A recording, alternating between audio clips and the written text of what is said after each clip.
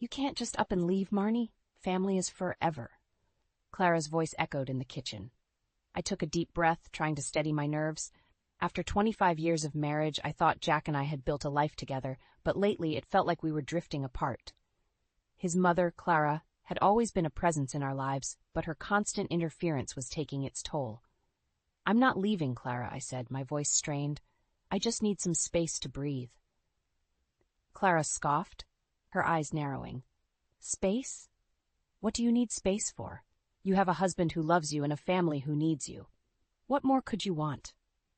I bit my tongue, knowing that arguing with her was futile. Clara had a way of twisting my words, making me feel like I was the one being unreasonable. I glanced at Jack, hoping for some support, but he remained silent, his eyes fixed on the floor. I have a career, Clara, I said, trying to keep my voice even. I can't just drop everything every time you need something. Clara's face hardened. A career? What good is a career when your family is falling apart? I felt my blood boil.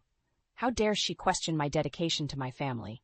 I had worked hard to build a successful career, and I refused to feel guilty for it. My career is important to me, Clara, I said, my voice rising. And it's important to this family. Without my income, we wouldn't be able to afford the things we have. Clara's eyes flashed with anger. So that's what this is about? Money? You think you're better than us because you make more money than Jack? I shook my head, frustrated. That's not what I meant, and you know it. Jack finally spoke up, his voice quiet. Mom, please. Marnie works hard for this family. We should be grateful for everything she does. Clara sniffed, her eyes filling with tears. I just don't want to see this family fall apart. Is that so wrong? I sighed, feeling the weight of her words. I knew she meant well, but her constant meddling was suffocating. I needed to find a way to set boundaries without tearing our family apart. No one wants this family to fall apart, Clara, I said, my voice softening. But we need to find a way to make this work for everyone. That means respecting each other's needs and boundaries. Clara's shoulders slumped, and for a moment I thought she might actually listen. But then her eyes hardened again, and she turned to Jack. I hope you know what you're doing, son, she said, her voice cold. Because if you lose her, you'll have no one to blame but yourself. With that, she turned and walked out of the kitchen, leaving Jack and me alone in the heavy silence. I turned to him, my heart aching. Jack, we can't go on like this. Something has to change. He nodded, his eyes filled with sadness. I know, Marnie. I'm sorry. I'll talk to her, I promise. But even as he said the words, I knew they were empty. Jack had been promising to talk to his mother for years, but nothing ever changed. I was tired of waiting for him to stand up for me, for us. I looked around the kitchen, at the home we had built together. I loved this place, but lately it felt more like a prison than a sanctuary. I knew I needed to make a change, but the thought of leaving everything I had known for so long was terrifying. But as I looked at Jack, at the man I had once loved so deeply, I knew I had to do something. I couldn't keep living like this, constantly walking on eggshells, afraid to speak my mind. I deserved better, and so did our marriage. I took a deep breath, steeling myself for the conversation to come. It wouldn't be easy, but I knew it was necessary. I just hoped that Jack would be willing to fight for us, to stand up to his mother and put our marriage first. Because if he couldn't do that, then I didn't know how much longer I could stay. What do you mean you emptied the savings again? I felt my blood run cold as I stared at Jack, disbelief etched on my face. He shifted uncomfortably, avoiding my gaze. Mom needed help with some unexpected expenses. I couldn't just leave her hanging. I took a deep breath, trying to control my rising anger. Jack, we've talked about this. We can't keep bailing your mother out every time she has a financial hiccup. We have our own bills to pay, our own future to plan for. Jack's eyes flashed with defensiveness. She's my mother, Marnie. I can't just turn my back on her. And I'm your wife, I snapped, my voice rising. When are you going to start putting our needs first? He flinched at my words, but I couldn't bring myself to feel guilty. I was tired of always being the one to compromise, to sacrifice my own dreams and desires for the sake of his family. I'm trying, Marnie, he said, his voice strained. But you know how Mom can be. She's been through so much, and she needs our support. I scoffed, shaking my head. Support is one thing, but this is enabling. She's a grown woman. Jack, She needs to learn to stand on her own 2 feet. He sighed, running a hand through his hair. I know, but it's not that simple. She's my mother, and I can't just abandon her. I felt my heart sink at his words. It was the same argument we'd been having for years, and nothing ever seemed to change. Jack was so wrapped up in his guilt and his sense of obligation to his mother that he couldn't see how much it was hurting our marriage. I'm not asking you to abandon her, I said, my voice softening. But we need to set some boundaries. We can't keep sacrificing our own financial stability for her sake. Jack nodded, but I could see the reluctance in his eyes. I'll talk to her, I promise. We'll figure something out. But even as he said the words, I knew they were empty promises. Jack had been saying he would talk to his mother for years, but nothing ever changed. She always found a way to manipulate him, to make him feel guilty for not doing enough. I sighed, feeling the weight of our situation pressing down on me. I loved Jack, but I was starting to wonder how much longer I could keep living like this. I deserved a partner who would put our marriage first, who would stand up for me and for our future together. As if reading my thoughts, Jack reached out and took my hand. I'm sorry, Marnie. I know I haven't been the best husband lately, but I promise things will get better. We'll work through this together. I wanted to believe him, but a part of me couldn't help but feel skeptical. We'd had this conversation so many times before, and nothing ever seemed to change. But I knew I couldn't give up on our marriage, not yet.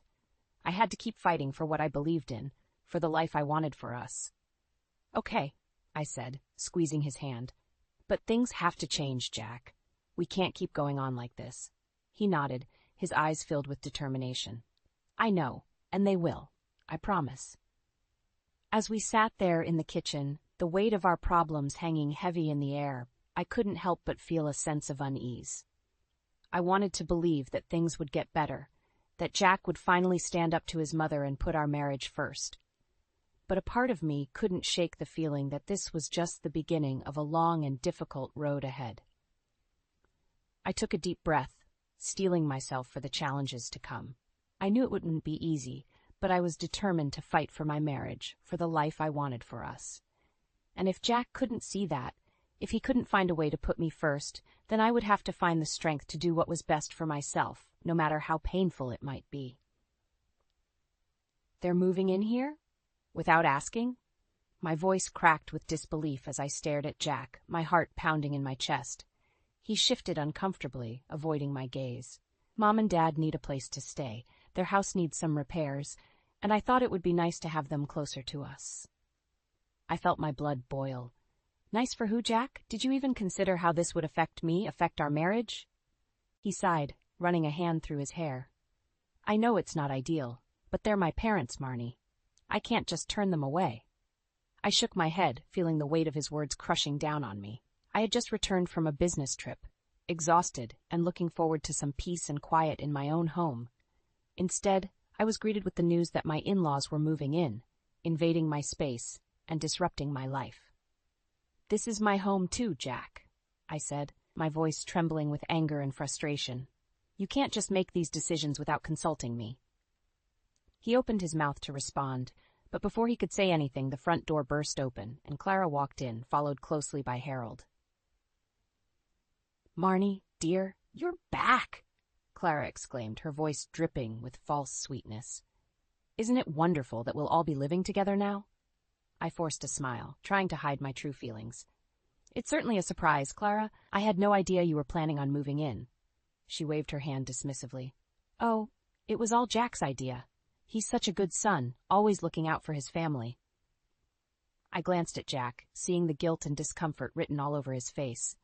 He knew how much this would upset me, but he had gone ahead with it anyway, putting his parents' needs above our own. As Clara and Harold began to unpack their belongings, I felt my heart sink. This was supposed to be our home, our sanctuary. But now, it felt like a prison, with my in-laws watching my every move and judging my every decision. I tried to keep my composure, but as the days went by, the tension only grew. Clara openly disrespected my space, rearranging my belongings and criticizing my choices. Harold was no better, constantly demanding attention and expecting me to cater to his every need. I found myself retreating to my work, staying late at the office just to avoid going home. But even there, I couldn't escape the stress and anxiety that had taken over my life. One evening, as I sat at my desk, staring blankly at my computer screen, my colleague Sarah walked in. "Marnie, are you okay?" she asked, concern etched on her face. "You've been working late every night this week." I sighed, feeling the weight of my problems crushing down on me. "It's my in-laws," I confessed. "They've moved in with, and it's just been a nightmare." Sarah nodded sympathetically. "I understand. My mother-in-law lived with us for a year after my husband passed away. It was one of the most challenging times of my life." I felt a glimmer of hope at her words. "How did you get through it?" I asked, desperate for any advice or guidance. She smiled sadly. "I had to learn to set boundaries, to stand up for myself and my needs. It wasn't easy, but in the end, it was the only way to preserve my sanity and my sense of self." I nodded, feeling a newfound sense of determination. I knew I couldn't keep living like this, constantly walking on eggshells in my own home. I had to find a way to reclaim my autonomy, to stand up for myself and my marriage. As I drove home that night, I steeled myself for the confrontation that lay ahead. I knew it wouldn't be easy, but I was ready to fight for my happiness, for the life I wanted for myself and for my marriage. And if Jack couldn't see that, if he couldn't find a way to put our needs first, then I would have to find the strength to do what was best for myself, no matter how painful it might be. "I can't live like this, Jack," I whispered, my hands trembling as I sat across from him at the kitchen table. The house was quiet, but the tension between us was deafening. He sighed, running a hand through his hair. "I know it's been difficult, Marnie, but they're my parents. What do you want me to do?" I felt my frustration boiling over. "I want you to stand up for me, for us. Ever since they moved in, it's been one thing after another. My belongings are being moved around, my routines are disrupted, and your mother constantly undermines me." Jack's eyes flashed with defensiveness. "She's just trying to help, Marnie. She means well." I scoffed, shaking my head. "Means well? She's manipulating you, Jack. Can't you see that? She's always making snide comments about my job, my cooking, even the way I dress. It's like nothing I do is ever good enough for her." He looked down at his hands, avoiding my gaze. "I know she can be difficult, but she's been through a lot. We need to be patient with her." I felt my heart sink at his words. It was the same excuse he always used, the same way he always justified his mother's behavior. I was tired of being patient, tired of being the one who always had to compromise. "Patient?" I asked, my voice rising. "I've been patient for years, Jack. I've put up with her constant interference, her manipulation, her disrespect. But enough is enough. I can't keep living like a stranger in my own home." He looked up at me, his eyes filled with confusion and hurt. "What are you saying, Marnie?" I took a deep breath, steeling myself for the words I knew I had to say. "I'm saying that if things don't change, if you don't start putting our marriage first, then I don't know how much longer I can do this." His eyes widened, and he reached across the table to take my hand. "Marnie, please, don't say that. I love you and I want to make this work." I pulled my hand away, feeling the weight of my decision pressing down on me. "Then prove it, Jack. Stand up to your mother. Set some boundaries. Show me that you value our marriage as much as I do." He nodded, his eyes filled with determination. "I will, Marnie, I promise. Things will be different from now on." But even as he said the words, I couldn't help but feel a sense of doubt. How many times had he made similar promises in the past, only to fall back into the same old patterns? How many times had I allowed myself to hope, only to be disappointed once again? As the days turned into weeks, the tension in the house only grew. Clara's presence was suffocating, and Harold's constant demands were draining. I found myself dreading coming home each night, knowing that I would be met with another argument, another battle for control of my own life. I tried to talk to Jack, to make him see how much his parents' presence was affecting me, but he always found a way to defend them, to make excuses for their behavior. It was like he was blind to the damage they were causing, or worse, like he simply didn't care. One night, after a particularly heated argument, I found myself alone in our bedroom, tears streaming down my face. I knew I couldn't keep living like this, constantly walking on eggshells in my own home. I deserved better, and so did our marriage. As I sat there, my mind racing with thoughts of escape, of starting over, I heard a knock at the door. I wiped my eyes, taking a deep breath before opening it to find Jack standing there, his face etched with concern. "Marnie, I'm sorry," he said, his voice soft. "I know I haven't been the husband you need me to be, but I promise things will be different from now on. I'll talk to my parents, set some boundaries. I'll put our marriage first, no matter what." I wanted to believe him, wanted to trust that he meant what he said. But a part of me couldn't help but wonder if it was too little, too late, if the damage had already been done, and if our marriage was beyond repair.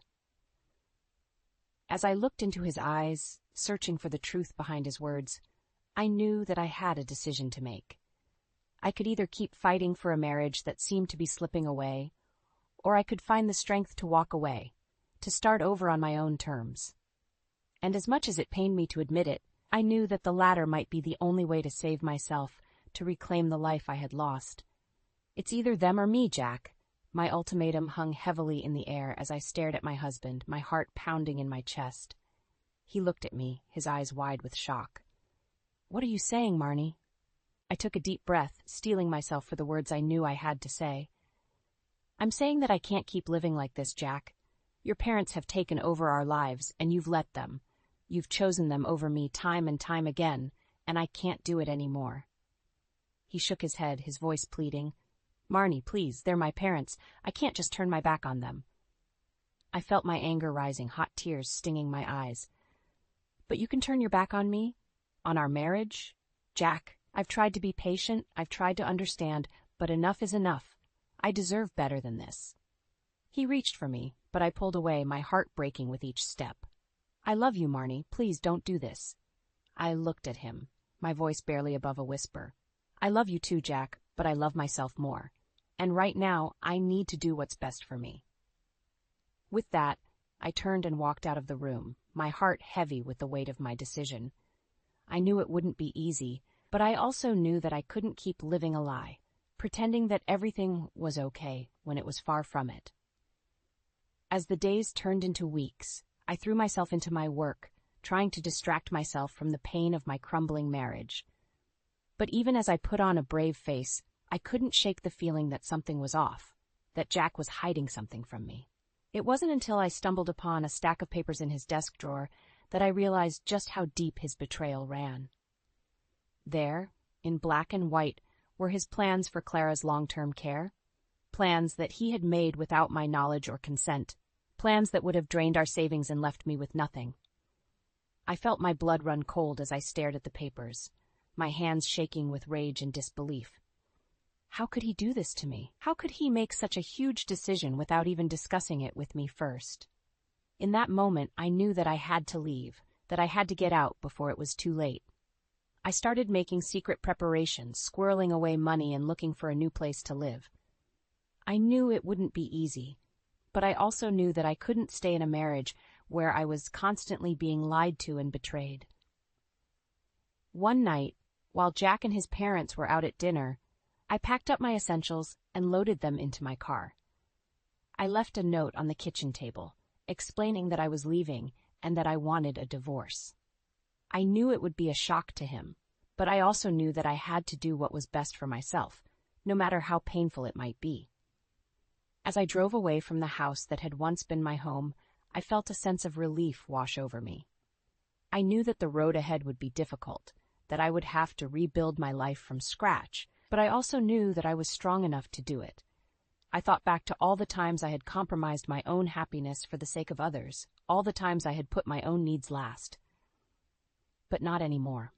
From now on, I was putting myself first, no matter what anyone else thought or said. As I merged onto the highway, the city lights twinkling in the distance, I felt a sense of hope and possibility wash over me. I knew that I had made the right decision, that I was finally taking control of my own life. And even though I didn't know what the future held, I knew that I was ready to face it head-on, no matter what challenges lay ahead. "I'm done with this charade," I said, staring into Jack's stunned eyes as I stood in the doorway of our once shared home, a suitcase in hand. He shook his head in disbelief, his voice trembling. "Marnie, what are you doing? Where are you going?" I took a deep breath, steeling myself for the words I knew I had to say. "I'm leaving, Jack. I can't do this anymore. I can't keep living a life where I'm constantly disrespected and betrayed." His eyes widened, and he reached for me, but I stepped back, my resolve unwavering. "Marnie, please, we can work this out. We can talk about this." I laughed bitterly, shaking my head. "Talk? Jack, we've been talking for years, and nothing has changed. You've chosen your parents over me time and time again, and I'm done being a second-class citizen in my own home." He looked at me, his eyes filled with confusion and hurt. "But Marnie, I love you. I never meant to hurt you." I felt a pang of sadness in my heart, but I knew I couldn't let it sway me. "I know you love me, Jack, but sometimes love isn't enough. I need a partner who respects me, who values my needs and desires, and I'm sorry, but you haven't been that partner for a long time." With that, I turned and walked out the door, my heart heavy but my head held high. I knew it wouldn't be easy, starting over at my age, but I also knew that I deserved better than the life I'd been living. As I drove away from the house that had once been my home, I thought back to all the secret preparations I had made over the past few weeks. I had found a small apartment across town, a place where I could start fresh and rebuild my life on my own terms. I had transferred my essential belongings there bit by bit, careful not to arouse suspicion from Jack or his parents. I knew that they would be shocked when they discovered I was gone, that they would likely try to convince me to come back. But I was resolute in my decision, knowing that I had to put my own well-being first for once in my life. As the days turned into weeks, I threw myself into my new life, focusing on my work and my own personal growth. I reconnected with old friends, started taking yoga classes, and even began volunteering at a local women's shelter. For the first time in years, I felt like I was truly living for myself, rather than for someone else's expectations. But even as I embraced my newfound freedom, I couldn't shake the feeling of unease that lingered in the back of my mind. I knew that Jack and his parents wouldn't let me go without a fight, that they would likely try to manipulate me into coming back. And sure enough, one evening as I was leaving work, I found Jack waiting for me in the parking lot, his face etched with desperation. "Marnie, please," he begged, his voice cracking with emotion. "Come home. We can fix this. I promise things will be different." I looked at him, my heart aching for the man I had once loved so deeply, but I knew that I couldn't go back, that I couldn't risk losing myself again in the toxic cycle of our marriage. "I'm sorry, Jack," I said, my voice steady and clear, "but I've made my decision. I need to do what's best for me, and that means moving on with my life." He looked at me, his eyes filled with a mixture of anger and despair. "But Marnie, we're married. We made a commitment to each other. You can't just walk away from that." I shook my head, a sad smile playing at the corners of my lips. "I'm not walking away from our commitment, Jack. I'm walking away from a situation that was slowly destroying me, and I hope that someday you'll understand that." With that, I turned and walked away, my heart heavy, but my spirit unbroken. I knew that the road ahead would be difficult, that I would face challenges and obstacles I had never encountered before. But I also knew that I was strong enough to face them head-on, to build a life that was truly my own. And for the first time in years, I felt a sense of hope and possibility that I had almost forgotten existed. "You've taken everything from us, Marnie," Clara snarled, her face contorted with anger as she stood on the doorstep of my new apartment, Jack hovering behind her. I felt my heart race, but I forced myself to remain calm, to stand my ground. "I haven't taken anything from you, Clara. I've simply taken back my own life." She scoffed, her eyes narrowing. "Your life? What about our family? What about the promises you made to Jack, to all of us?" I shook my head, a bitter laugh escaping my lips. "Promises? Clara, you've done nothing but undermine and manipulate me from the moment Jack and I got married. You've never respected me or my role in this family." Jack stepped forward, his face etched with desperation. "Marnie, please, we can work this out. Just come home with us, and we'll figure it all out." I looked at him, my heart aching for the man I had once loved so deeply. But I knew that I couldn't go back, that I couldn't risk losing myself again in the toxic cycle of our marriage. "I'm sorry, Jack," I said, my voice steady and clear. "But I'm not coming back. I've made my decision, and I'm standing by it." Clara's face twisted with rage, and she lunged forward, her finger pointing accusingly at me. You selfish, ungrateful woman. After everything we've done for you, this is how you repay us? By abandoning your family and running off to play house on your own?" I felt my anger rising, hot and fierce in my chest. "Everything you've done for me. Clara, all you've ever done is try to control me, to make me feel small and insignificant. You've never once treated me like an equal partner in this family." She scoffed, her eyes flashing with contempt. "Equal partner? Marnie, you're nothing but a gold digger who married my son for his money and then abandoned him when things got tough." I felt my jaw clench, my hands balling into fists at my sides. "How dare you?" I said, my voice low and dangerous. "I have never been after Jack's money. I married him because I loved him, because I wanted to build a life with him. But you've never been able to see that, have you? You've always seen me as a threat, as someone who is trying to take your place in Jack's life." Clara's face paled, and she took a step back, her eyes wide with shock. "That's not true," she said, her voice trembling. "I've only ever wanted what's best for my son, for our family." I shook my head, a sad smile playing at the corners of my lips. "No, Clara, you've only ever wanted what's best for yourself. You've used guilt and manipulation to keep Jack under your thumb, to make him choose you over me time and time again, and I'm done being a pawn in your games." Jack looked at me, his eyes filled with a mixture of anger and despair. "Marnie, please, don't do this. We can fix this. I know we can." I looked at him, my heart breaking for the man I had once loved so deeply, but I knew that I had to stand firm, that I had to protect myself and my own well-being. "I'm sorry, Jack," I said, my voice soft but resolute. "But I've made my decision. I need to do what's best for me, and that means moving on with my life. I hope that someday you'll understand that." With that, I turned and walked back into my apartment, closing the door firmly behind me. I leaned against it, my heart racing and my hands trembling. I knew that the confrontation had been necessary, that I had needed to stand up for myself and my own needs, but that didn't make it any easier, didn't erase the pain and heartbreak of leaving behind the life I had once known. As I stood there trying to catch my breath and calm my racing thoughts, I heard a soft knock at the door. I hesitated for a moment, wondering if it was Jack or Clara come to try and convince me to change my mind. But when I opened the door, I was surprised to see Elias standing there, a concerned look on his face. "Marnie, are you okay?" he asked, his voice gentle and soothing. I heard shouting from the hallway. "Is everything all right?" I felt my eyes fill with tears, and I shook my head, my voice cracking with emotion.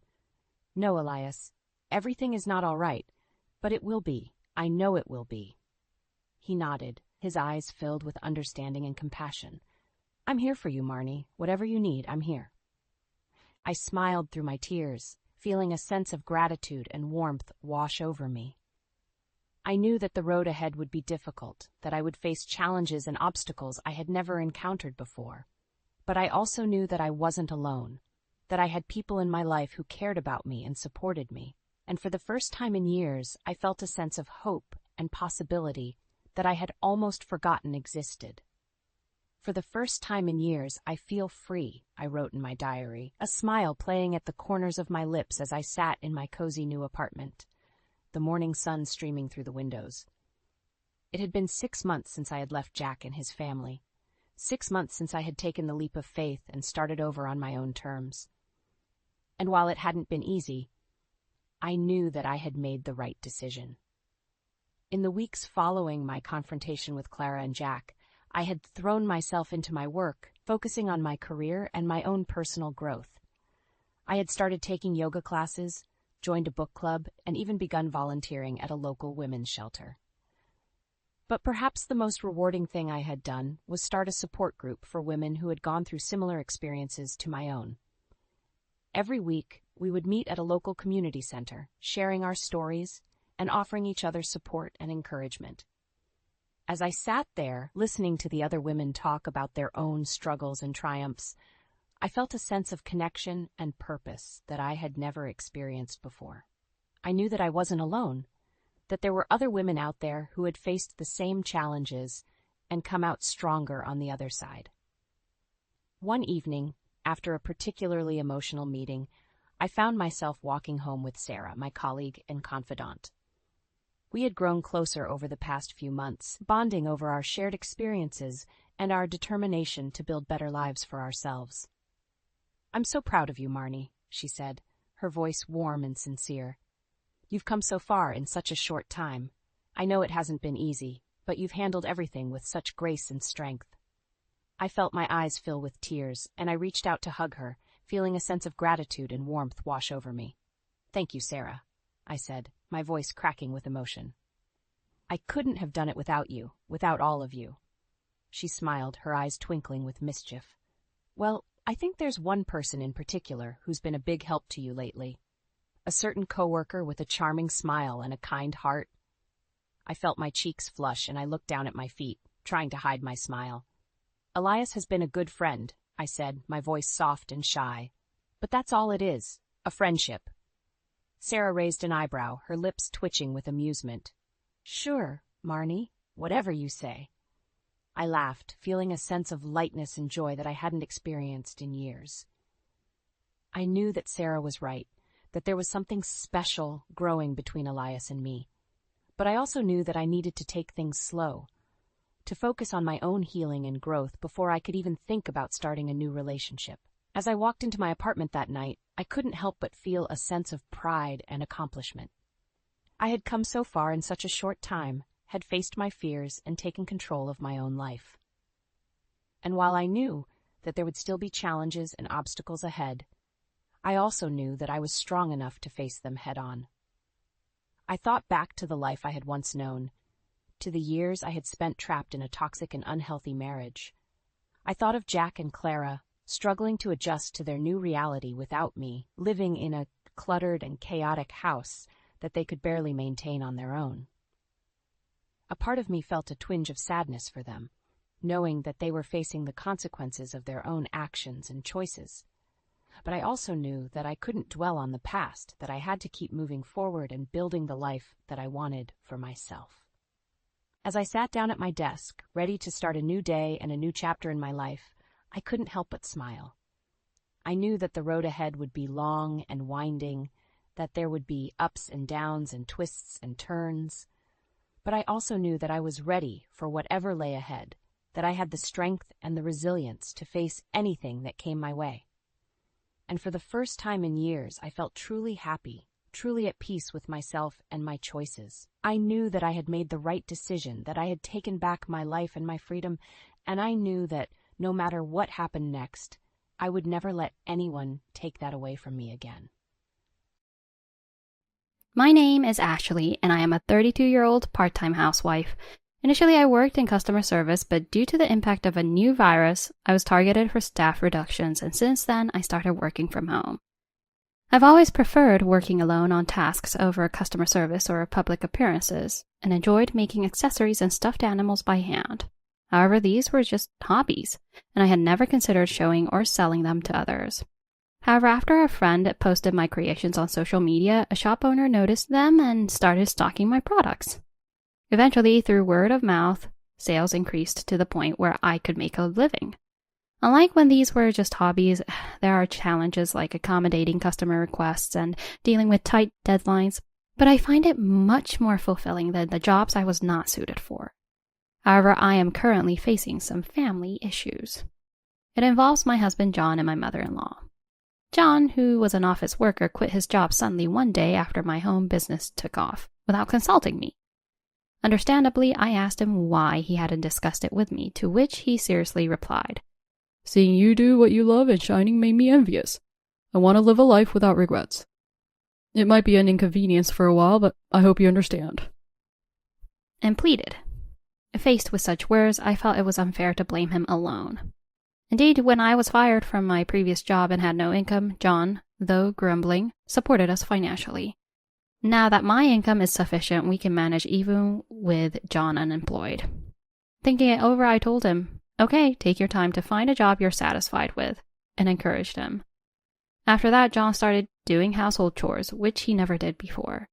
Thanks to this, my work progressed smoothly and I started receiving more orders, gradually increasing our income.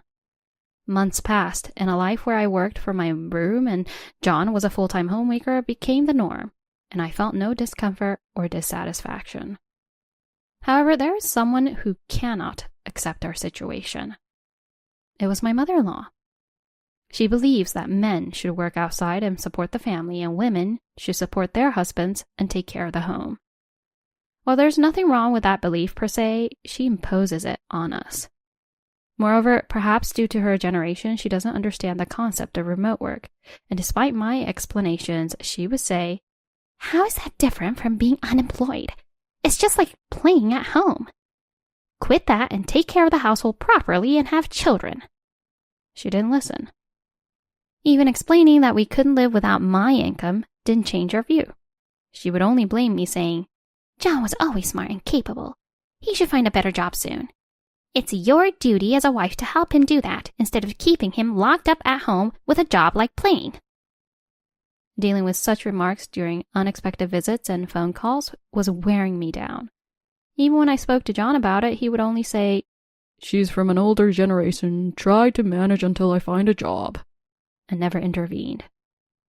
Although I have no complaints about our current life, the stress from my mother-in-law was building up and I feared it might explode one day.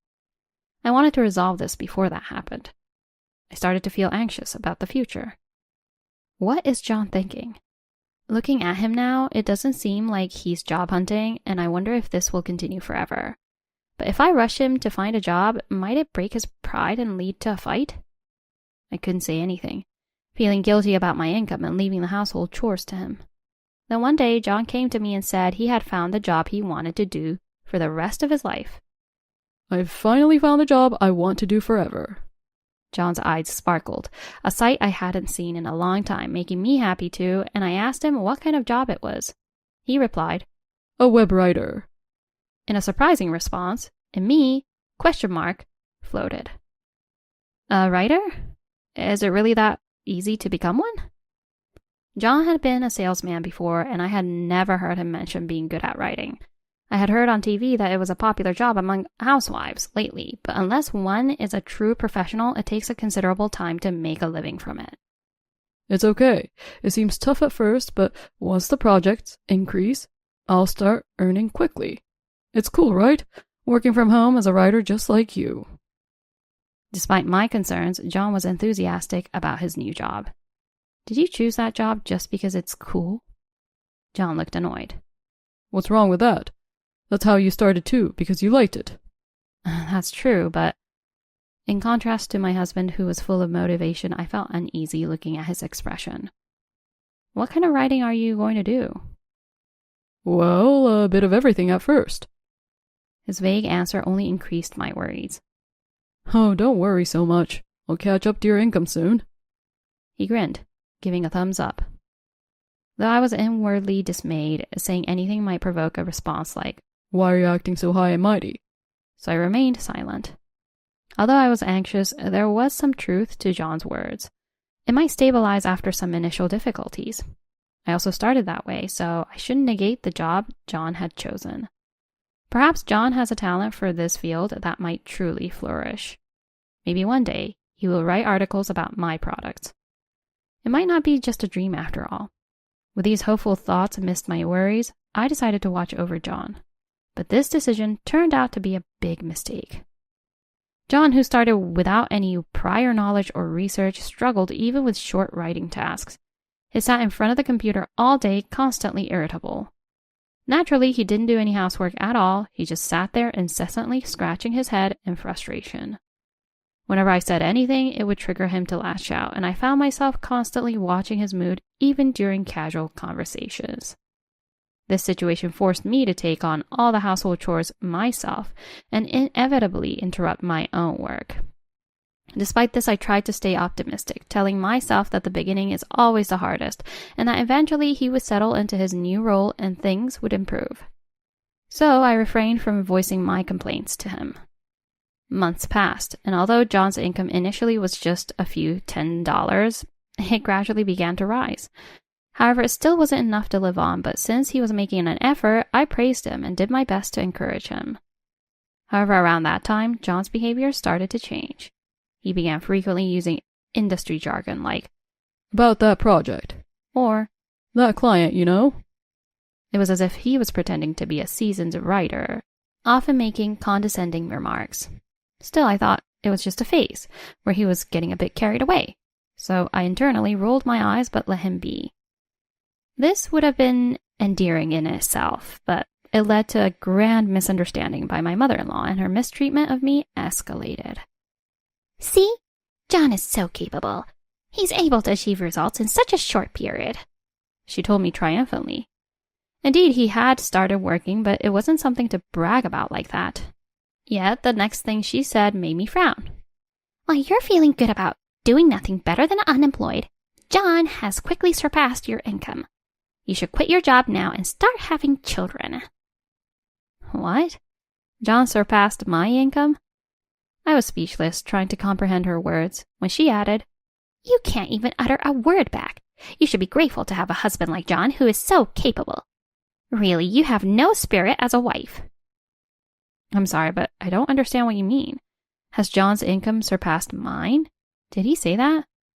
Yes, he's been crying about how hard the housework has been. If you can't appreciate John, then give him back to me. Realizing what was going on, I thought it was better to talk to John than to argue back, so I gently ushered my mother-in-law out and waited for John to return. In the evening, after John returned from doing an interview for a cafe article, I brought up what my mother-in-law had said. What have you been telling your mother? She seems to have the wrong idea. Seeing this, John looked evasive. Maybe I communicated it badly? At that moment, I was certain John was lying. You don't have to tell the whole truth, but it's honestly hard when I'm made out to be completely at fault. Your mother has never thought well of me. I need you to clear up this misunderstanding. John suddenly flared up, thinking he was being attacked. Be quiet. A man has his pride. Can't you just play along with the lie a little? Sorry. I was startled by his loud voice and ended up apologizing. But then John said, I feel sick, and left. When did John change like this? He wasn't such a troublesome person before. He had his childish moments, but he wasn't someone who threw tantrums like this. Could it be my fault? Was he upset that I let him do all the housework? Did my good income hurt him? But I can't just quit my job easily and the situation won't change immediately. What should I do? I couldn't sleep at all, and John didn't come home that night. The next morning, I heard the front door open and thought it was John, but it was my mother-in-law instead. Oh, have you been crying? Haven't slept? You look awful. Seeing my face, she laughed through her nose. Where's John? I had assumed John was with her last night, so I was at a loss for words. Can't you even respond properly? As she plopped down on the sofa, John came back. Mom, what are you doing here so early? John looked startled to see her. I thought you wouldn't be getting proper meals, so I came to make breakfast. I brought lots of side dishes, too, she said, pulling out a bunch of containers from a paper bag. By the way, John, where have you been so early in the morning? John, looking a bit flustered, said, Just a walk, and looked at me for agreement. His evasiveness made my heart sink. Without my response, John exaggerated his joy at the gifts from his mother. Honestly, a wife should wake up earlier than her husband and prepare breakfast. Sitting there with your puffy face in your pajamas, you make John look pitiful. As she glanced sideways at me, she openly made snide remarks. Then John said, That's right, tell her, Mom. It was always just calming words from John when my mother-in-law wasn't around. But now, right in front of me, John joined her in attacking me, with an innocence I had never seen. Calling that a job is not even on the same level as a man's work. You just don't get it. Right? I should have opposed the marriage. Mom, this is delicious. You're the best. He loudly complimented the food, showing off while he ate, and my mother-in-law lounged on the sofa as if it were her own home. It was then that I truly felt miserable. Hey, at least make some coffee. You're so inconsiderate. At that moment, something inside me snapped. I grabbed my mother-in-law's arm and forcefully pushed her outside, locking the door and chaining it. She started yelling from outside. Hey, what are you doing? I stood in front of John, blocking the door. What was that all about? Both of you ganging up to harass me? What are you thinking? And where were you last night, John? Be quiet. Just open the door. No, I'm talking to you. I won't move until you answer me. Be quiet. Despite my resistance, John pushed me aside and opened the door. What's wrong with you? A terrible woman. A demon wife. Apologize to my mom. Even as they both yelled at me, I clenched my mouth shut and did not speak. Seriously, stop messing around and reflect on yourself. After saying that, John left with his mother. As John passed by me, I faintly smelled soap. It's no use. As soon as I voiced it out, tears began to flow uncontrollably. It wasn't that John had changed. He had always been that person, and I just hadn't seen it. The good income I had was merely revealing his true nature. As for where John was last night, never underestimate a woman's intuition. I could guess what was going on. I didn't want to know, but maybe it was necessary to confront it. I wanted to lie down for a bit, but work was piling up. I washed away my tears with cool water and headed to my workshop. The next day, John and his mother appeared in front of me with nonchalant expressions. Then, Have you reflected? Well, it doesn't matter. Last night, John and I decided I'm going to live here from today and stay with you. what? That means we're living together. It's for John's sake because it's pitiful like this. I should be here to supervise you, right? Right, John? Yeah, you should learn from my mom. Like how to be a good wife. They both looked at me, but continued the conversation as if I wasn't there. Are you saying you're moving in here? That's what I'm saying, aren't I? You really do lack understanding. Look, you've been getting too comfortable with your measly $500 a month while using John like a servant, right? You can stay here because John's monthly income is $10,000. You should be grateful for that. Looking at John's face, I could tell he was aware he was lying, as he wouldn't meet my eyes. But feeling supported, he smirked beside his mother. Seeing that, I knew I could no longer stay with him. I understand. I'll divorce John. Please live happily with John, who earns $500 a month. As I said that, my mother-in-law started laughing at me. What? Are you making excuses for losing? Oh, please, if you want a divorce, be my guest. I couldn't ask for more. Please leave. John's eyes began to dart around, which my mother-in-law didn't notice. Understood. John, I will contact you later regarding the procedures. I said that and packed only a few clothes and necessary work tools into my suitcase. I will contact you later. Wait. John hurried after me, but as his mother clung to his arm saying, John, there's no need to stop her, I quickly left the house. It didn't take long for my mother-in-law to realize all the facts. I promptly arranged for a lawyer and a moving company and canceled the apartment lease.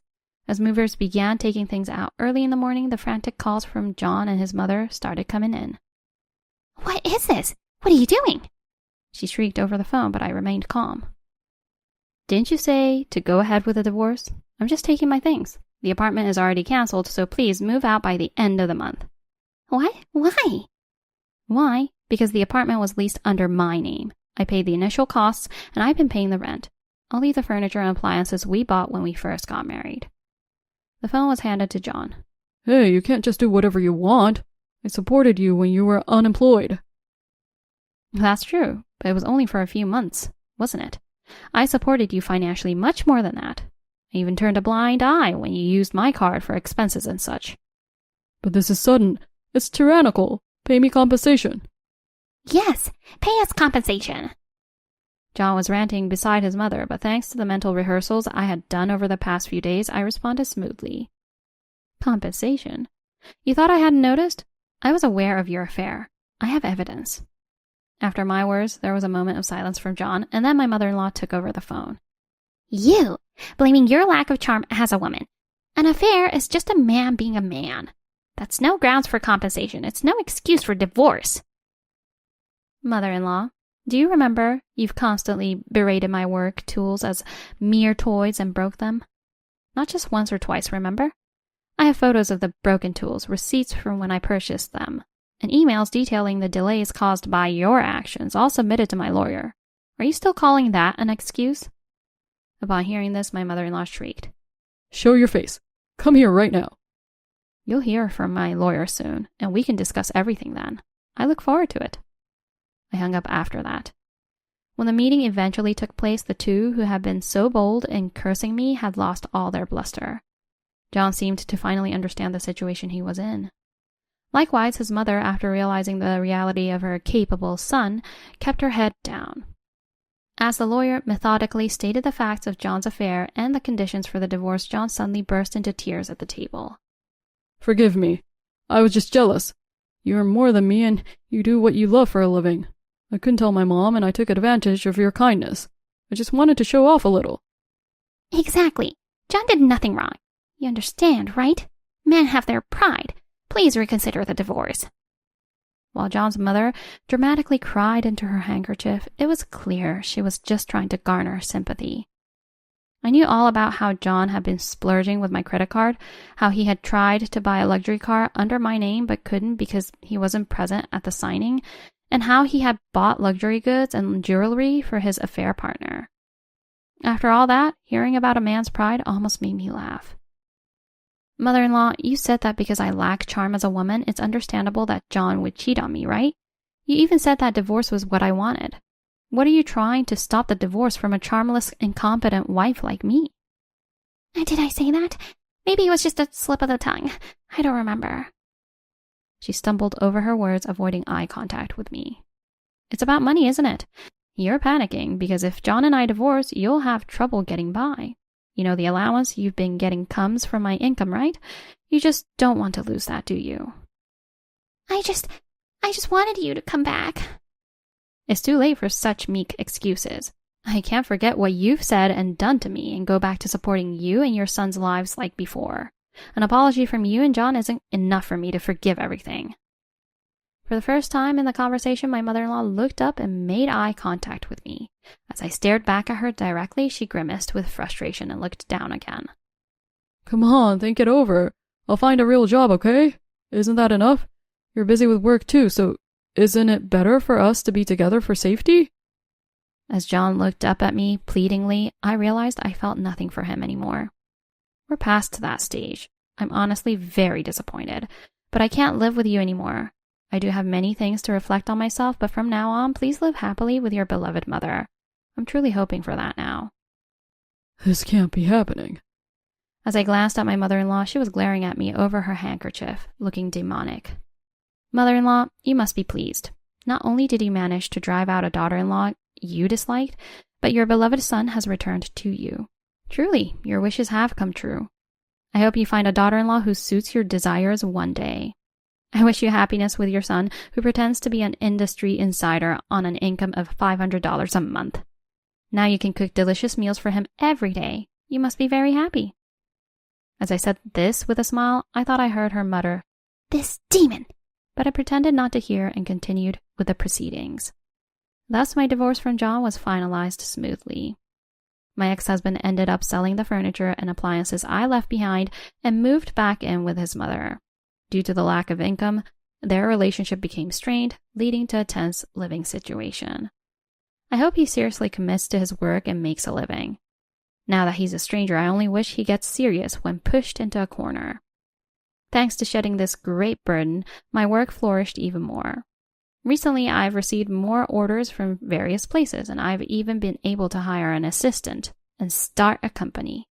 However, when our company's website and social media managed by my staff began receiving derogatory comments about my products and me, it became a small scandal. It quickly became apparent that the source of all these messages was my former mother-in-law. I considered suing her after consulting a lawyer, but decided just to issue a warning, considering the mental toll of further involvement with her. I hope that's the end of it, but if something like this happens again, I won't hold back. My former mother-in-law probably blames me for the situation she's in. The thought sends shivers down my spine, but she's no longer my concern. Now I am spending my days fulfilled alongside my colleagues. I smoothed my apron and took a deep breath, steeling myself for another Sunday dinner with Gloria. The aroma of roast chicken filled the kitchen, but my stomach churned with dread. "Emily, dear, are you sure you used enough seasoning?" Gloria's syrupy voice drifted in from the dining room. "The last time it was so bland." I bit my tongue, resisting the urge to remind her that she'd praised that very same chicken recipe just last month. "I'm sure it'll be delicious, Gloria." I called back, forcing cheerfulness into my voice. Aaron appeared in the doorway, his brow furrowed. Need any help, honey? I shook my head, offering a tight smile. I've got it under control. Why don't you keep your mother company? He hesitated, clearly sensing the tension. You know, Mom means well. She just... Aaron! Gloria's voice cut through our conversation like a knife. Come tell me about that big project at work. Emily can manage in the kitchen, I'm sure. I watched my husband's shoulders slump as he turned away, leaving me alone with my simmering resentment. As I carried the platter to the dining room, I caught sight of my reflection in the hall mirror. At 35, I looked older than my years, worry lines etched around my eyes. There she is! Gloria beamed, her perfectly coiffed silver hair gleaming in the soft light. I was beginning to wonder if we'd eat before midnight. I set the platter down, forcing a laugh. Oh, Gloria, you're such a kidder. Aaron cleared his throat. It looks great, Em, doesn't it, Mom? Gloria peered at the chicken, her nose wrinkling slightly. Well, it certainly looks interesting. Did you try that new recipe I sent you? Actually, because I specifically remember telling you how much Aaron loves lemon and rosemary. Didn't I, darling? Aaron shifted uncomfortably in his chair. Mom, Emily's chicken is always delicious. Let's just enjoy the meal, okay? I sat down, my hands shaking slightly as I reached for the serving spoon. The meal progressed with Gloria peppering Aaron with questions about work, barely acknowledging my presence except to make thinly veiled criticisms about the food or the state of the house. You know, Emily, Gloria said, dabbing at her mouth with a napkin, I was talking to my friend Marge the other day. Her daughter-in-law works full-time and still manages to keep a spotless home.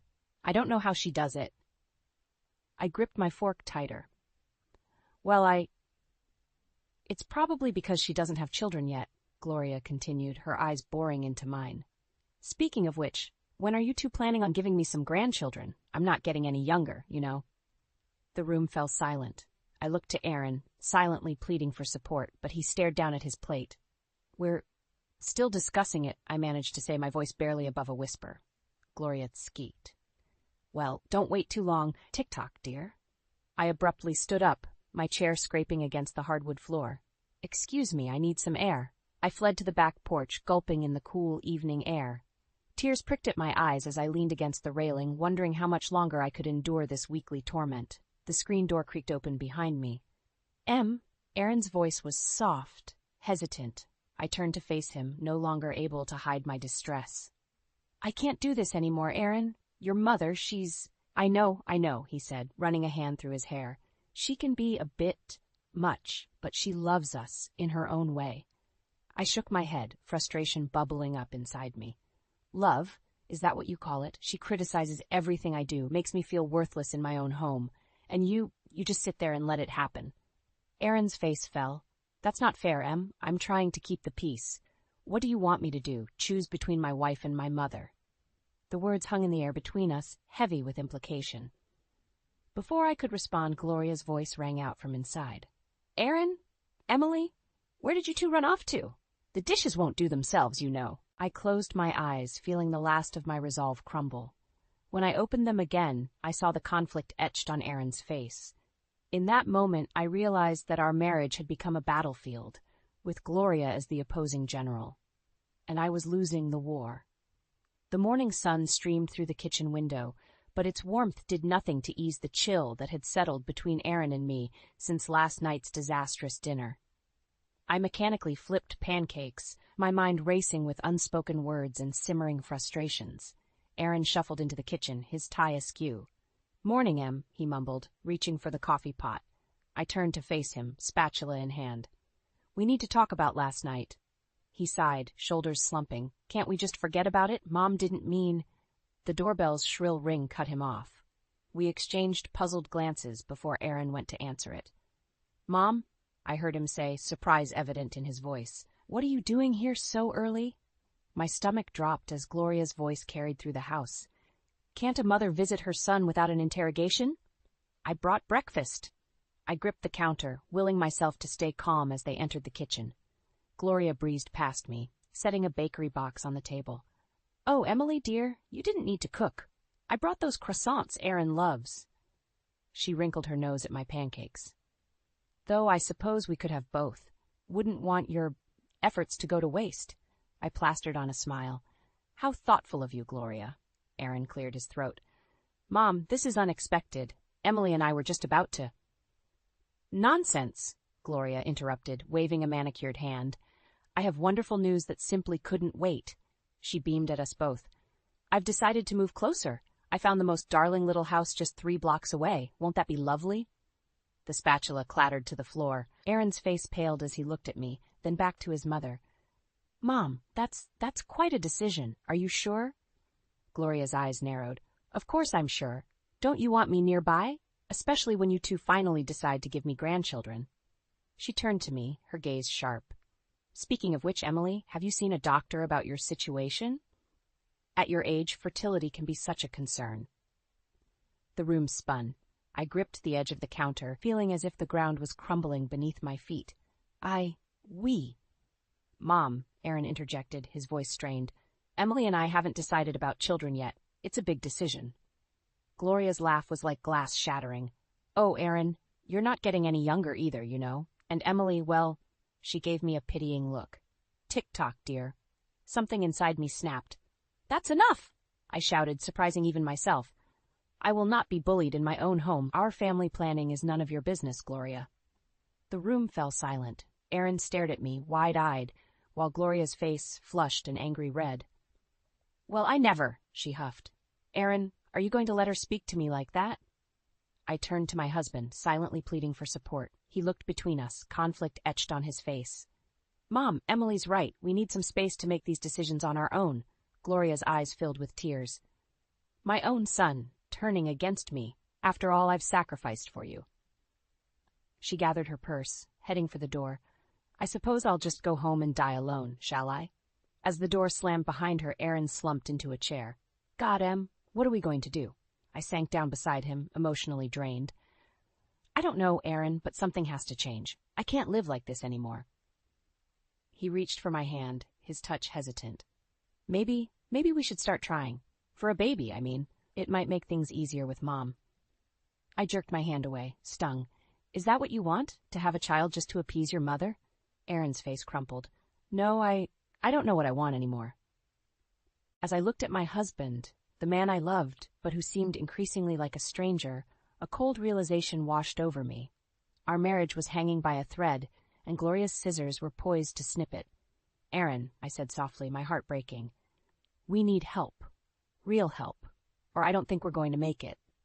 His silence was deafening, and in that moment, I felt more alone than ever before. The weeks following Gloria's announcement of her impending move blurred together in a haze of tension and unspoken resentment. I found myself withdrawing, spending more time alone in our bedroom, away from Aaron's conflicted gaze and the constant reminders of our crumbling marriage. One particularly gloomy afternoon, I sat on the edge of the bathtub, staring at the pregnancy test in my trembling hands. 2 pink lines stared back at me, undeniable and life-altering. Emily?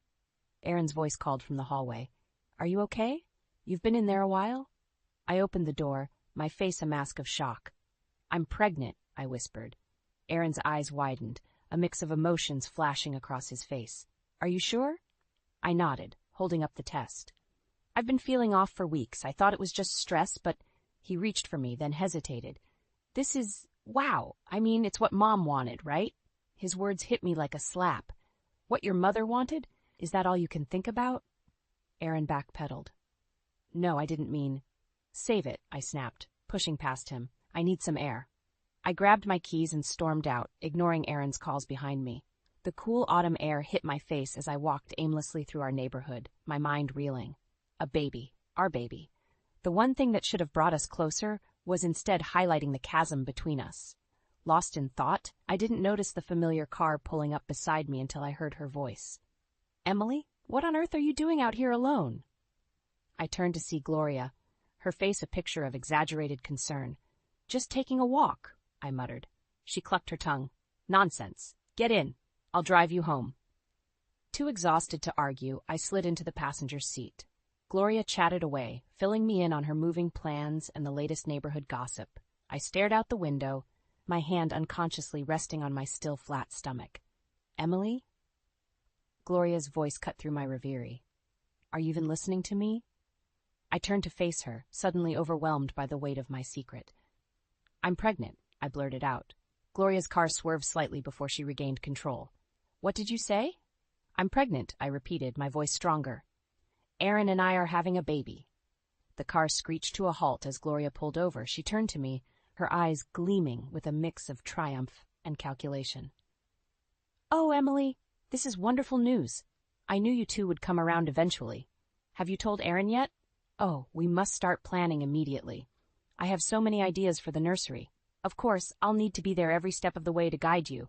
First-time mothers need all the help they can get, you know." Her words washed over me in a suffocating wave.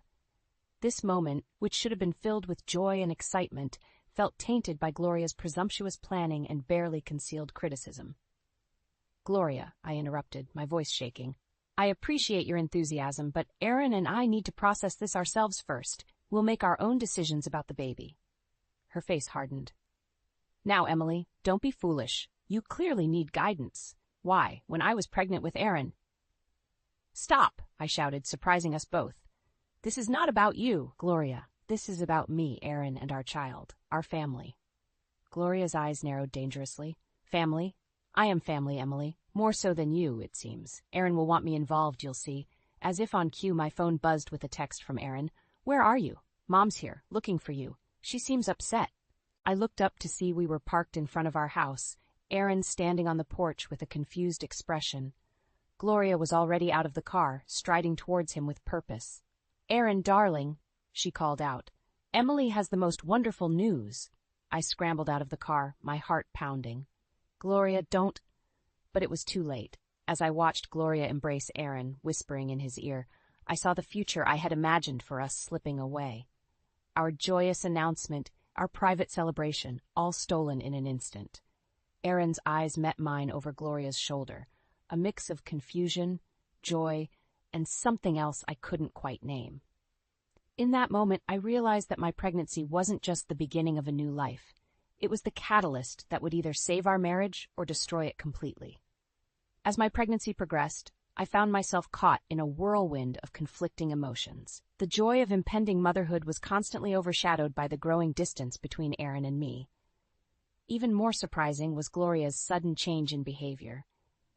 "Emily, dear, you simply must put your feet up," Gloria cooed, fluffing a pillow behind me. In my day, we knew the importance of rest for expectant mothers. I blinked in confusion, unused to this new, attentive version of my mother-in-law. "Thank you, Gloria. That's thoughtful of you." She beamed, patting my hand. "Anything for my grandbaby. Now, let me fetch you some herbal tea. It's excellent for morning sickness." As Gloria bustled off to the kitchen, I caught Aaron's eye. He shrugged, looking as bewildered as I felt. "I guess the baby news really changed things," he said, a hint of relief in his voice. I nodded, unsure how to feel about this unexpected turn of events. Part of me was grateful for the reprieve from Gloria's constant criticism, but another part remained wary, waiting for the other shoe to drop. As the weeks passed, Gloria's overbearing attentiveness began to grate on my nerves. She was constantly at our house, offering unsolicited advice and making plans for the baby's future. Meanwhile, Aaron grew increasingly distant, often working late and seeming distracted when he was home. One evening, as I sat alone in the nursery we'd begun to prepare, I heard Aaron's key in the lock. Glancing at the clock, I frowned. It was past 10 p.m., another late night at the office. "Em?" Aaron called out softly. "You still up?" I waddled out to the hallway, one hand on my growing belly. "Hey," I said, trying to keep the accusation out of my voice. "Long day?" He nodded, avoiding my eyes. "Yeah, big project. Sorry I missed dinner." "Again," I added, unable to keep the bitterness from my tone. Aaron sighed, running a hand through his hair. "I said I was sorry, Em. What more do you want?" "I want my husband back," I exploded, months of frustration boiling over. "I want the man who used to be excited about our baby, who used to talk to me, who used to—" I trailed off, choking back a sob. Aaron's face crumpled. "Em, I'm trying. It's just, there's a lot of pressure at work, and with Mom always around." "Don't blame this on your mother," I snapped. "She may be overbearing, but at least she's here. Where are you, Aaron? Because it sure doesn't feel like you're in this with me." He reached for me, but I stepped back. "I need some air," I muttered, grabbing my coat and keys. Emily, wait. But I was already out the door, tears blurring my vision as I made my way to the car. I drove aimlessly, eventually finding myself at a small park near our house. Sitting on a bench, I watched young families playing, their laughter a stark contrast to the heaviness in my heart. My phone buzzed insistently. Thinking it was Aaron, I almost ignored it, but something made me look. It was a text from an unknown number. Your husband isn't working late. He's with her again. Lincoln Hotel, room 302. See for yourself. My blood ran cold. With trembling hands, I started the car and drove to the hotel, my mind racing with possibilities, each worse than the last. As I approached room 302, I heard muffled laughter. Aaron's laugh, followed by a woman's voice I didn't recognize. I stood frozen, my hand poised to knock, when suddenly the door swung open. Aaron stood there, his shirt untucked, lipstick on his collar. Behind him, I caught a glimpse of a young woman hastily buttoning her blouse. Our eyes met, and in that moment, my world shattered. Emily, Aaron gasped, his face draining of color. I can explain. But I was already running, one hand protectively cradling my belly, the other wiping away hot tears of betrayal. As I drove home in a daze, one thought crystallized in my mind. I had to protect myself and my baby, no matter the cost. The life I had known was over. Now, I had to figure out how to build a new one from the ashes of betrayal. The days following my discovery of Aaron's infidelity passed in a blur of numbness and disbelief. I wandered our house like a ghost, mechanically going through the motions of daily life while my mind raced with unanswered questions and suppressed rage. Aaron's desperate attempts to explain and apologize fell on deaf ears. I couldn't bear to look at him, let alone listen to his excuses. Gloria, sensing the tension but unaware of its cause, hovered anxiously, her newfound solicitousness now grating on my last nerve. One afternoon, as I sat in the nursery folding tiny onesies, my phone buzzed with a text from an unknown number. Meet me at Riverside Cafe at 3 p.m. if you want to know the whole truth. My heart raced. Could this be the same person who had tipped me off about Aaron's affair? Despite my better judgment, I found myself driving to the cafe, curiosity and desperation overriding caution. As I entered, a young woman with sleek blonde hair waved me over. My stomach clenched as I recognized her from the hotel room. Emily, she said, her voice surprisingly gentle. I'm Samantha. Thank you for coming. I sat down stiffly, my hands protectively cradling my belly. Why did you want to meet? Samantha sighed, pushing a folder across the table. Because you deserve to know everything. Aaron's been lying to both of us. With trembling hands, I opened the folder. Inside were photos, receipts, and printed emails documenting Aaron's affair, not just with Samantha, but with multiple women over the past year. He told me he was separated, Samantha explained, her eyes brimming with tears. When I found out about you and the baby, I knew I had to come clean. I stared at the evidence, feeling as if the ground had opened up beneath me. How long have you known?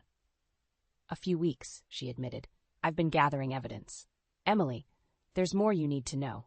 Aaron's been embezzling from his company to fund these affairs. He's in deep trouble, and I'm afraid he might try to pin it on me.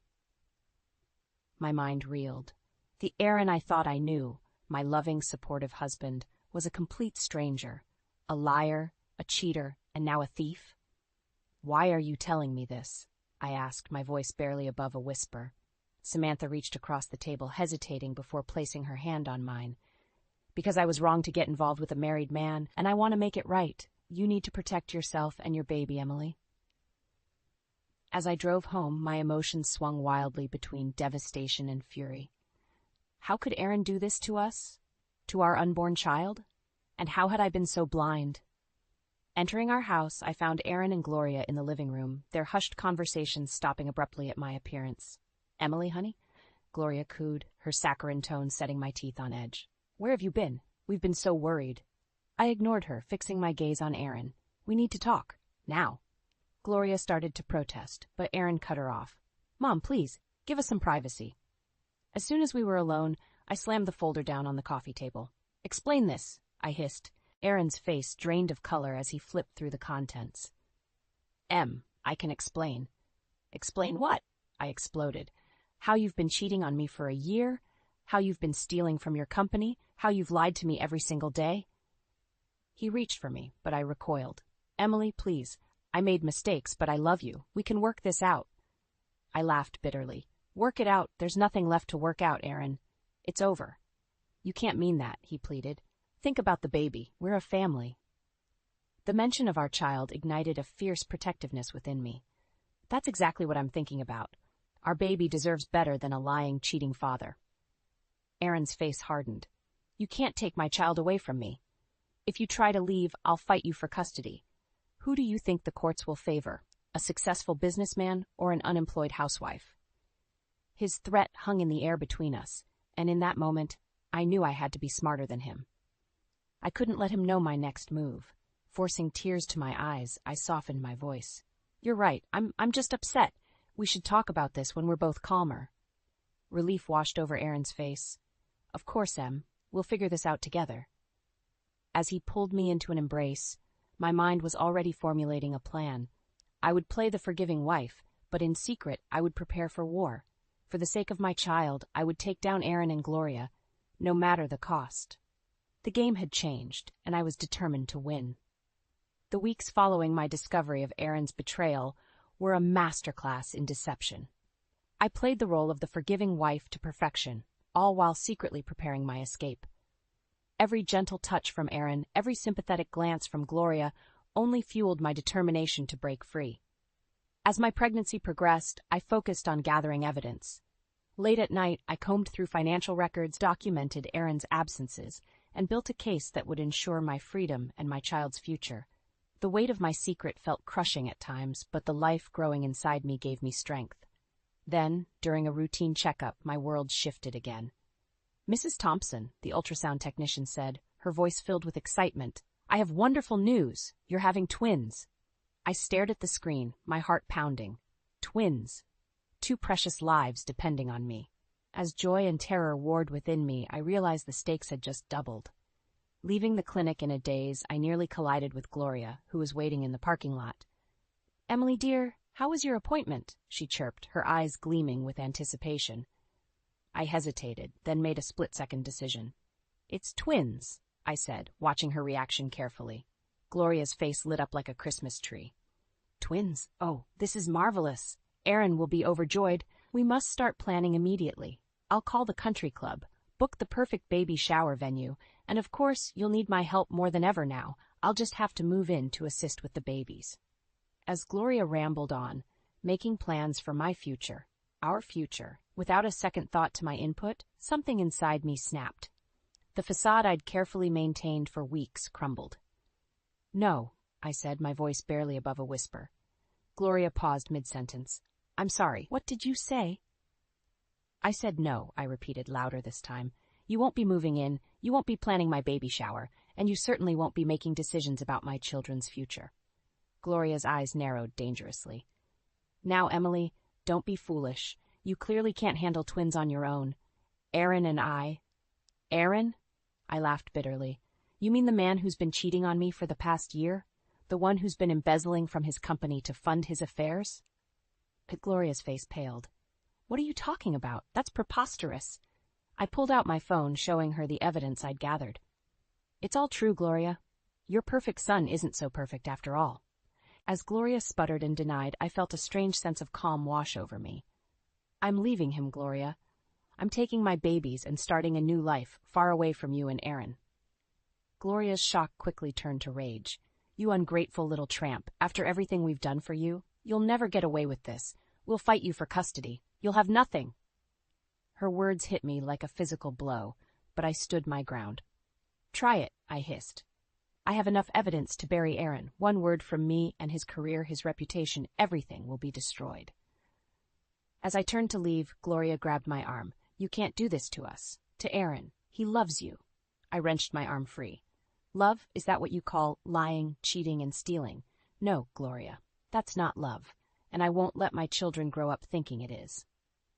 Driving home, my emotions swung wildly between elation and despair. The knowledge that I was carrying twins, 2 precious lives depending on me, filled me with a fierce, protective love.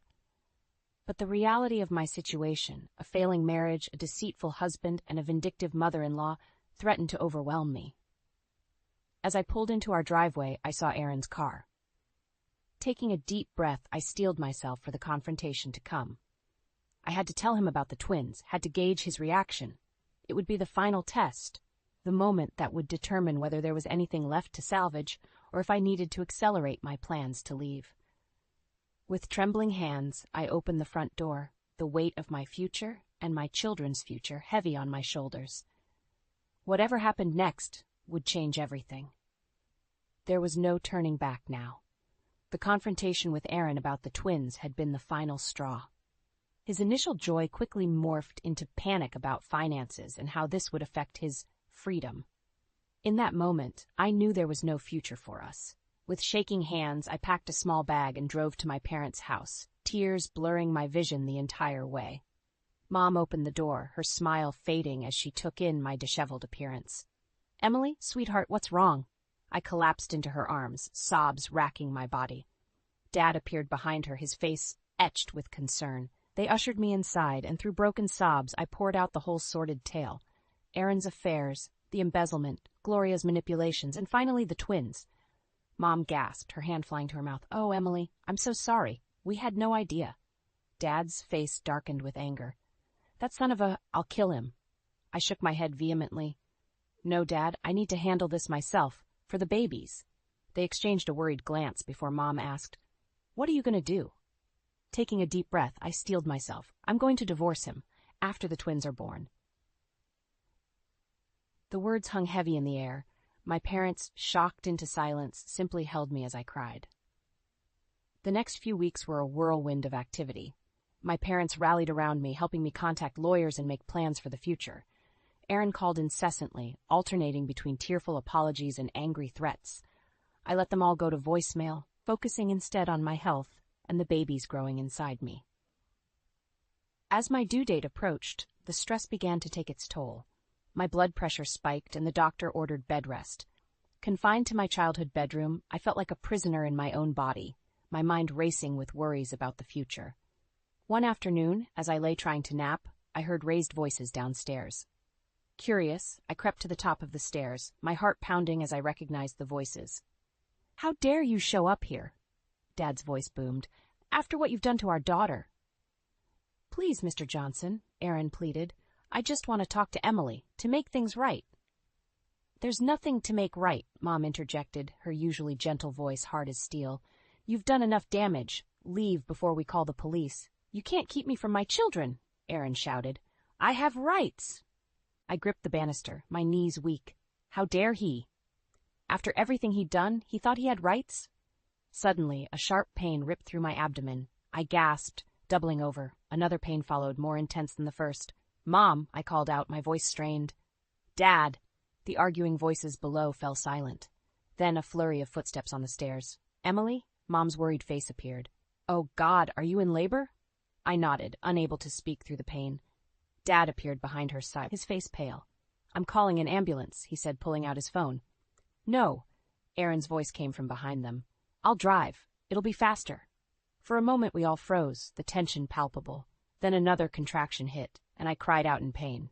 "Fine," Dad growled, "but I'm coming with you." The drive to the hospital was a blur of pain and fear. Aaron kept glancing at me in the rearview mirror, his face a mask of worry and guilt. Dad sat beside me in the back seat, holding my hand and murmuring words of encouragement. As we pulled up to the emergency entrance, a terrifying thought struck me. What if Aaron tried to take the babies? What if he and Gloria conspired to keep them from me? Panic seized me, making it hard to breathe. "Dad," I gasped. "Don't let him near the babies. Promise me." Dad's eyes met mine, understanding dawning in them. He nodded solemnly. "I promise, sweetheart. He won't get near them." As the nurses wheeled me into the delivery room, I caught one last glimpse of Aaron's face, a mixture of longing, regret, and something that looked almost like determination. In that moment, I knew that the real battle was just beginning. The doors swung shut behind me, and I steeled myself for what was to come. My children's future hung in the balance, and I was determined to fight with everything I had to protect them, no matter the cost. 3 months after the twins' birth, I stood at the front door of what was once my home, my heart pounding. Dad waited in the car with the babies, ready to intervene if needed. With a deep breath, I unlocked the door and stepped inside.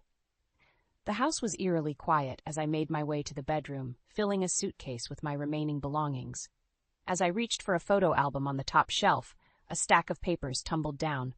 Curious, I picked them up, my blood running cold as I realized what they were. More evidence of Aaron's affairs and financial misdeeds. Emily? Aaron's voice startled me. I spun around to see him and Gloria in the doorway, their faces a mix of surprise and anger. "What are you doing here?" Gloria demanded, her eyes narrowing as she spotted the suitcase. I straightened my spine, clutching the papers. "I'm getting my things. I'm leaving, Aaron, for good this time." Aaron's face darkened. "You can't take my children away from me. I won't let you." "Your children?" I laughed bitterly. "The ones you've barely seen since they were born? The ones you were ready to abandon when you found out I was having twins?" Gloria gasped, turning to Aaron. "What is she talking about?" I held up the papers. "Why don't you ask your perfect son about his affairs? Or about the money he's been embezzling from his company?" Aaron lunged forward, trying to snatch the papers, but I was quicker. "Emily, you don't understand. I can explain." "Explain what?" I shouted. Years of pent-up frustration pouring out. How you lied to me, cheated on me, made me feel worthless in my own home. Gloria's face contorted with rage. "You ungrateful little—" "No," I cut her off. "I'm done being silent, done being the perfect, obedient wife. I'm taking my children and starting a new life, away from your manipulation and Aaron's lies." Aaron's demeanor suddenly changed, his voice turning cold. "If you walk out that door, I'll destroy you. I'll take the twins, ruin your reputation. You'll have nothing." For a moment, fear gripped me. Then I remembered the strength I'd found in myself, the love I had for my children. I stood taller, meeting his gaze. "Try it," I said, my voice steady. "I have enough evidence to bury you, Aaron. One word from me, and your career, your reputation, everything you care about, will be gone." Gloria stepped forward, her voice sickly sweet. "Now, Emily, let's not be hasty. We're family. We can work this out." I turned to her, years of resentment bubbling to the surface. "Family? Is that what you call this? You've done nothing but undermine and belittle me from the day I married your son. Well, it ends now." I grabbed my suitcase, pushing past them towards the door. Aaron grabbed my arm, his grip painfully tight. "You can't do this to me," he hissed. In that moment, something inside me snapped. I wrenched my arm free and slapped him hard across the face. The sound echoed through the room, leaving a stunned silence in its wake. "Watch me," I said, my voice low and dangerous. As I walked out the front door, I heard Gloria wailing and Aaron calling my name. But I didn't look back. Dad was waiting, a proud smile on his face as he helped me into the car. Looking at my sleeping twins in the back seat, a wave of peace washed over me. The road ahead wouldn't be easy, but for the first time in years I felt truly free. "Ready to go home?" Dad asked gently. I nodded, a small smile playing on my lips. "More than ready." As we drove away, I caught a final glimpse of Aaron and Gloria in the rearview mirror, standing shell-shocked on the front porch. The sight that once would have filled me with dread now only strengthened my resolve. I had survived their manipulation, their lies, and their attempts to break me. I had emerged stronger, wiser, and more determined than ever to create a beautiful life for myself and my children. The future was uncertain, but one thing was clear. I was no longer a victim. I was a survivor, a fighter, and a mother who would move mountains for her children. As we turned the corner, leaving my old life behind, I felt a surge of excitement for what lay ahead. The journey wouldn't be easy, but I was ready to face it head-on. After all, I had fought the hardest battle of my life and won. Whatever challenges came next, I knew I had the strength to overcome them. The road stretched out before us, full of promise and possibility. And for the first time in years, I couldn't wait to see where it would lead. The envelope sat on my kitchen counter like a ticking bomb. No return address, just my name written in neat block letters. I'd found it mixed in with the usual bills and junk mail, but something about it made my stomach clench. My name is Margot, and until that moment, I thought I had everything figured out. Successful furniture business, beautiful 5-year-old twin daughters, and a husband who, despite his occasional moodiness, seemed devoted to our family. Funny how one piece of paper can shatter your whole reality. I waited until Sophie and Lily were absorbed in their afternoon cartoons before opening it. My hands trembled slightly as I slid my finger under the flap. A single photograph fell onto the counter, face down. There was a note too, typed in plain text. Thought you should know what your husband does on his business trips to Chicago. The photo showed Liam sitting at a dimly lit restaurant, leaning close to a woman I'd never seen before. Her hand rested on his arm, fingers curled intimately around his wrist. The timestamp in the corner was from 3 weeks ago, when he'd told me he was closing a major real estate deal. "Mommy, can we have apple slices?" Sophie's voice made me jump. I quickly stuffed the photo and note back into the envelope, forcing a smile. "Of course, sweetie.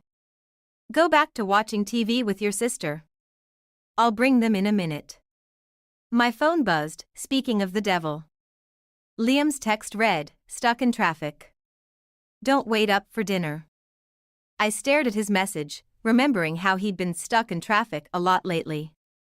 The signs had been there, late nights at the office, mysterious phone calls he'd take outside, the way he'd grown distant over the past few months. I'd brushed it all off, telling myself I was being paranoid. The girls' laughter drifted in from the living room, and my chest tightened. They were too young to understand why Daddy wasn't home for dinner again. Too innocent to know that their perfect little world might be built on lies. I pulled out my phone again, fingers hovering over Zoe's number. My best friend would tell me to confront him immediately, demand answers. But something held me back. If Liam was hiding this, what else didn't I know? The doorbell rang, making me flinch. Through the peephole, I saw Helen, my mother-in-law, standing there with her usual rigid posture. Perfect timing, as always. "Margot, dear," she said as I opened the door, air-kissing my cheek. I was in the neighborhood and thought I'd stop by to see my granddaughters. Her eyes swept past me, searching the house. "Is Liam home?" "Traffic," I said shortly, watching her face for any reaction. Did she know? Had she always known? Again? She clicked her tongue. That boy works too hard. But then, the Donovan men have always been dedicated providers. She paused, giving me that familiar look. "Speaking of Donovans, have you and Liam given any thought to trying again? For a boy this time?" I felt the envelope burning a hole in my back pocket. "Actually, Helen, now isn't a good time. The girls need their dinner, and I have some work to finish." She pressed her lips together, clearly disappointed. "Of course, dear. Just remember, the Donovan name needs to be carried on." "Yes, I know." I closed the door perhaps a bit too firmly, leaning against it as her footsteps faded away. My phone buzzed again. Another text from Liam, "Love you. Kiss the girls goodnight for me." I didn't reply. Instead, I pulled out the photograph again, studying the woman's face. She was younger than me, probably late 20s, with an artistic vibe about her. Everything I wasn't. The sound of small feet padding into the kitchen snapped me back to reality. "Mommy?" Lily called. "Where are our apple slices?" I tucked the envelope away, my mind already forming a plan. "Coming, sweetheart. Mommy just needs to make a few calls first." I waited up for Liam that night, the envelope burning a hole in my pocket as I sat in our darkened kitchen. The twins were finally asleep after 3 bedtime stories and countless questions about why Daddy missed dinner again. The clock on the microwave read 11:43 when I heard his key in the door. "You're still up." He smiled that easy smile that used to make my heart flutter. Now it just made my stomach turn. "I thought I told you not to wait. We need to talk." I pulled out the envelope and placed it on the counter between us. His expression didn't change as he loosened his tie. "Can it wait until morning?" "I'm exhausted." "No, it can't." I slid the photograph across the granite countertop. "Who is she, Liam?" He barely glanced at it. "A client." "Where did you get this?" "A client who holds your wrist like that?" My voice cracked slightly. Don't insult my intelligence. Liam ran his hands through his hair, a gesture I'd once found endearing. You're being paranoid, Margot. It was a business dinner. Riley's an interior designer I'm working with on the Chicago project. Riley. He'd given her a name without meaning to. I filed that away. The same project that was supposed to close 3 weeks ago? I watched his face carefully. The one you said was finished? Things got complicated. He moved toward the refrigerator, his back to me. You know how these deals are. Sometimes they take longer than expected. The casual way he lied made me wonder how many other lies I'd swallowed over the years. Helen stopped by today. His shoulders tensed. What did my mother want? The usual. Wondering when we're going to try for her precious grandson. I laughed, but it came out hollow. Funny timing, don't you think? He turned around, his expression hardening. What's that supposed to mean? Nothing. Just wondering if maybe you've found someone else to give her what she wants. Jesus, Margot. He slammed the refrigerator door. You're turning a business dinner into some kind of soap opera. Is this because I've been working late? Because I'm trying to provide for our family? Are you providing for another family too? The words hung in the air between us. Something flickered across his face, guilt? Fear? Before he masked it with anger. I'm not having this conversation. He grabbed his keys. You're clearly not thinking straight. Where are you going? To a hotel. Call me when you're ready to be rational. I followed him to the front door. The girls will ask where you are in the morning. He paused, hand on the doorknob. Tell them. Tell them Daddy had an early meeting. Another lie to add to the pile? He didn't answer, just walked out into the night. I watched through the window as his car disappeared down our quiet suburban street. My phone buzzed. A text from Zoe, everything okay? You've been quiet all day. I started typing, deleted it, started again. How do you tell your best friend your marriage might be imploding? Before I could decide, another text came through from an unknown number. Ask him about the money. A friend. My hands shook as I read it twice, 3 times. The money? What money? Upstairs, I heard small footsteps. Mommy? Sophie stood at the top of the stairs in her unicorn pajamas, clutching her stuffed rabbit. I heard voices. Where's Daddy? I climbed the stairs and scooped her up, breathing in her sweet, clean scent. Daddy had to go to work early, sweetheart. Let's get you back to bed. But it's nighttime, she mumbled against my shoulder. I know, baby. I know. After tucking her back in beside her sleeping sister, I sat at my desk and opened my laptop. If Liam was hiding something about money, there would be a trail. I just had to find it. The anonymous texter was right about one thing: this wasn't just about the woman in the photo. Something bigger was going on, and I was done being the trusting wife who looked the other way. 3 days of digging through bank statements and credit card bills left me with a migraine and a horrifying discovery. Our joint savings account, which should have held over $200,000, was nearly empty. The money had been bleeding out slowly over the past year, $5,000 here, $10,000 there, always in cash withdrawals. I was staring at the statements spread across my home office desk when Zoe walked in, carrying 2 cups of coffee. The girls are watching Frozen for the millionth time, she said, setting a cup beside me. Now, what's so urgent that I had to come over at 8 in the morning? I wordlessly pushed the bank statements toward her. Her eyes widened as she scanned the numbers. Holy shit, Margot. Where's all this money going? I don't know. My voice sounded hollow even to my own ears. But look at the pattern. The withdrawals always happen within days of his business trips to Chicago. Zoe sat down heavily. Have you confronted him? He came home last night, grabbed some clothes, and left again.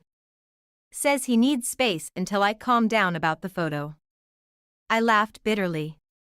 He doesn't know I've found this yet. My phone buzzed, another text from the unknown number. Check the safe in his office. Code is his mother's birthday. Who keeps texting you? Zoe peered at my phone. I don't know, but they've been right so far. I stood up. Watch the girls? I need to check something. Liam's home office was immaculate, as always. The safe was hidden behind a framed photo of our wedding day. My hands shook as I entered Helen's birthday, 0-6-1-9-6-3. The safe clicked open. Inside, I found a stack of papers that made my blood run cold. Loan agreements from places I'd never heard of. IOUs. A letter from something called Golden Palace Casino warning about outstanding debts. Find anything? Zoe appeared in the doorway. He's gambling. The papers trembled in my hands. He's gambling away our savings, Zoe. The girls' college fund. The doorbell rang, making us both jump. Through the office window, I saw Helen's Mercedes in our driveway. Perfect timing, Zoe muttered. I shoved the papers back into the safe and hurried downstairs. Helen stood on our doorstep, looking more disheveled than I'd ever seen her. Where is he? She demanded, pushing past me into the house. He's not here. What's wrong? Don't play dumb, Margot. George got a call from the bank this morning. Liam tried to take out a loan against their house. Their house. Her voice rose hysterically. What has he done? The twins appeared in the living room doorway, drawn by the commotion. Zoe quickly shepherded them back to their movie. Helen, I think you should sit down. I will not sit down. This is your fault. If you'd given him a son like I asked, he wouldn't be acting out like this. Something snapped inside me. Acting out? Your precious son has gambled away our savings and is trying to steal from his own parents. But sure, blame me for not producing a male heir. Helen's face went white. You're lying. I stormed to the office and returned with the papers from the safe, throwing them on the coffee table. Am I? As Helen sank onto the couch, my phone buzzed again. This time it was Liam. We need to talk. Meeting Riley for lunch at Marino's. Come if you want the truth. My hands clenched around the phone. Riley. The woman from the photo. He was actually asking me to meet his mistress? What is it? Zoe asked, returning from checking on the girls. He wants me to meet him. And her. I looked at Helen, still staring shell-shocked at the evidence of her son's deception. You know what? I think I will. Margot, wait, Zoe started. No. I'm done waiting. I grabbed my keys. Stay with the girls? This won't take long. As I drove toward Marino's, another text came through from my anonymous informant. Be careful. There's more at stake than you know. I gripped the steering wheel tighter. Whatever truth waited for me at that restaurant, I was ready for it. Or at least, I thought I was. Marino's was packed with the lunch crowd when I arrived. I spotted them immediately, Liam and the woman from the photo, sitting at a corner booth.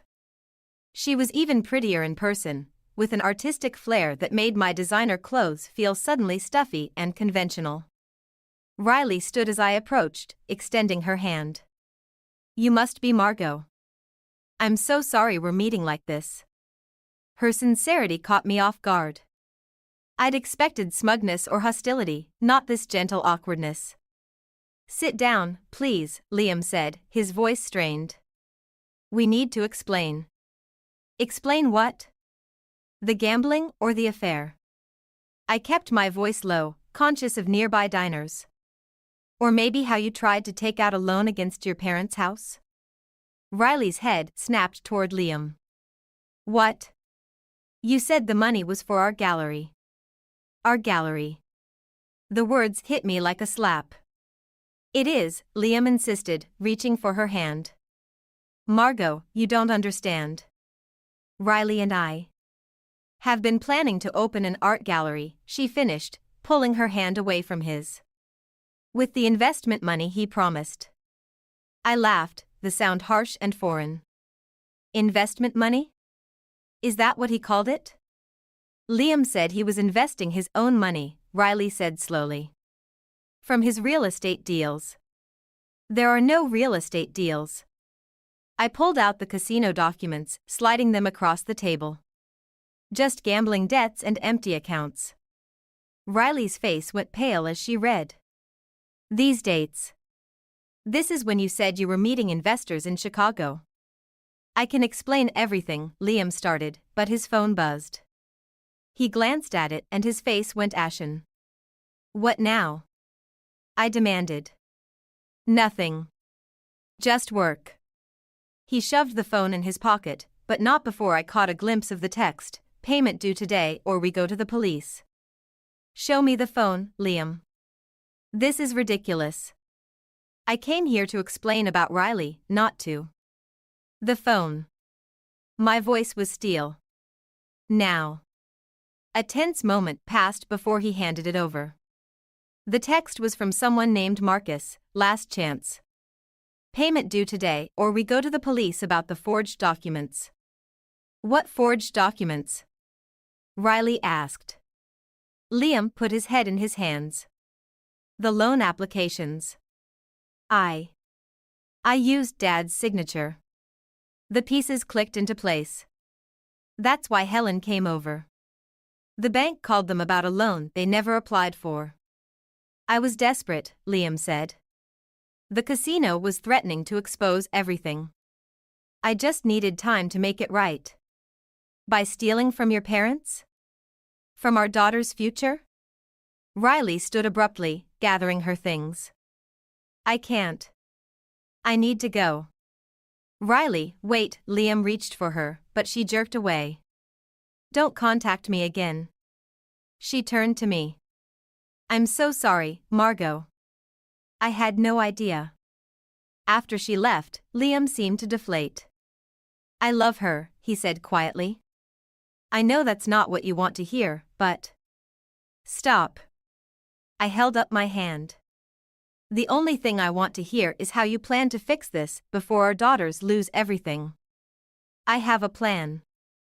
A real estate deal that could. More lies? I stood up.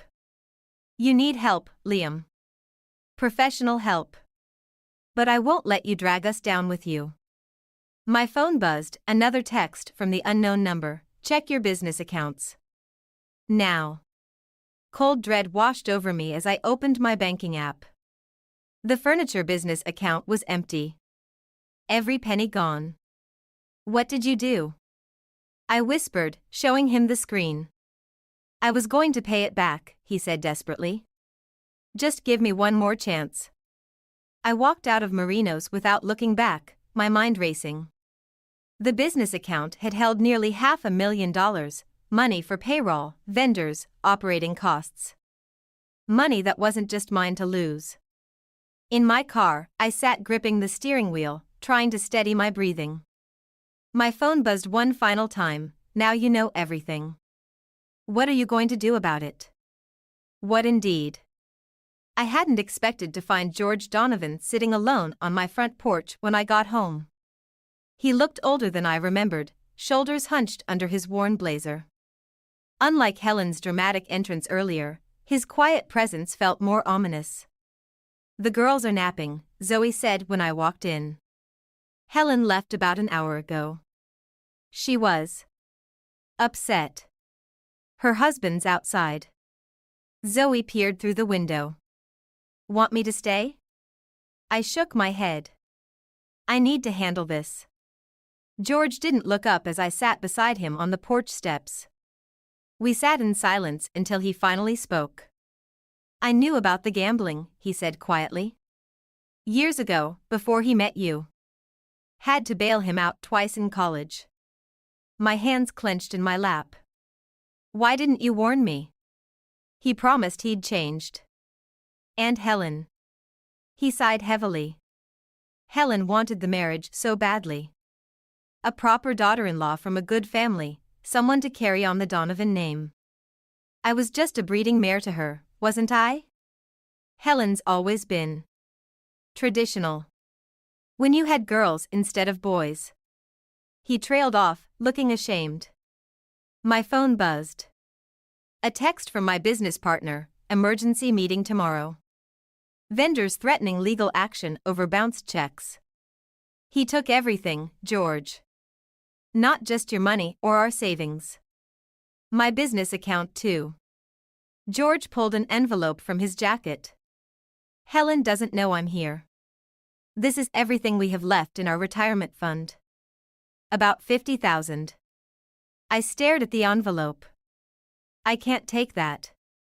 It's not for you. His voice cracked. It's for my granddaughters. Helen. She'll never admit it, but she loves those girls. Even if they're not the grandsons she wanted. Before I could respond, Helen's Mercedes screeched into the driveway. She stormed up the path, face contorted with rage. How dare you, she shouted at George. I checked the account. You withdrew everything. Helen, please. No. She turned on me. This is your fault. You drove him to this with your career and your independence. A proper wife knows her place. The front door creaked open. Sophie and Lily stood there in their matching pajamas, eyes wide with fear. Mommy? Lily's voice trembled. Why is everyone yelling? Girls, go back inside with Aunt Zoe, I said firmly, but Helen wasn't finished. You see? You can't even control your own children. No wonder Liam needed to find comfort elsewhere. Something snapped inside me. Enough. I stepped between Helen and the girls. You want to know why your precious son gambled away everything? Why he forged George's signature and emptied my business account? Because he's just like you, desperate to maintain an image that isn't real. How dare? No, how dare you come to my house and scream in front of my children? Your son stole from everyone who loved him, but somehow I'm to blame because I didn't give him a son? George stood up. Helen, we should go. Not without that money. It's gone, he said quietly. I gave it to Margot for the girls. Helen's face went white. You what? They're our grandchildren, Helen. Our only grandchildren. I want nothing to do with any of you, Helen spat, storming back to her car. George, are you coming? He hesitated, looking between his wife and his granddaughters. Something in his expression made my heart ache. Go, I said softly. But the girls' door will always be open for you. After they left, I found Zoe comforting the twins in the living room. Sophie looked up at me with Liam's eyes. Is Daddy in trouble? She asked. I sat down, pulling both girls onto my lap. Yes, sweetheart. But I promise, I'm going to fix everything. My phone buzzed again, the anonymous texter, there's one more thing you need to know. Check your email. Looking at my daughter's worried faces, I realized revenge wasn't enough anymore. I needed to protect what mattered most, no matter the cost. Zoe, I said, can you watch them a bit longer? There's something I need to do. The email from my anonymous informant contained a video. Security camera footage from the Golden Palace Casino, dated 3 months ago. I watched as Liam sat at a high-stakes poker table, Riley beside him, both laughing as he pushed stacks of chips forward. My business account chips, I realized with growing nausea. But it was the next clip that stopped my breath. Liam in a heated argument with a man in an expensive suit, Riley trying to pull him away. The timestamp matched the night of our daughter's 5th birthday party, the party he'd missed because of a work emergency. My phone rang. Riley's number. I need to see you, she said without preamble. There's something you should know. We met at a small coffee shop across town. Riley looked different, harder somehow, her artistic whimsy replaced by something darker. "I'm pregnant," she said as soon as I sat down. "And before you say anything, I didn't know about you or the girls when it started." "I swear." The world tilted sideways. "How far along?" 4 months. She pushed a folder across the table. "But that's not why I called. These are copies of everything, the loans, the gambling debts, the threats. I've been keeping records." "Why?" "Because I realized he was playing us both. The gallery was never real, it was just a way to explain where the money was going." She laughed bitterly. "I thought I was helping him invest in our future. Instead, I was helping him launder money from your business." My phone buzzed. A text from Zoe, "Where are you?" "Liam's here. He's drunk and demanding to see the girls." "I have to go," I stood up quickly. "My daughters." "There's one more thing." Riley grabbed my arm. "The man from the casino? He's coming for his money tonight. All of it." I rushed home to find Liam on my front lawn, shouting at my locked door while Zoe tried to reason with him. "Where are my daughters?" he slurred when he saw me. "Safe. Away from you. I'd asked my parents to take them for the night, thank God. You can't keep them from me. I'm their father. The father who stole their college fund for poker chips?"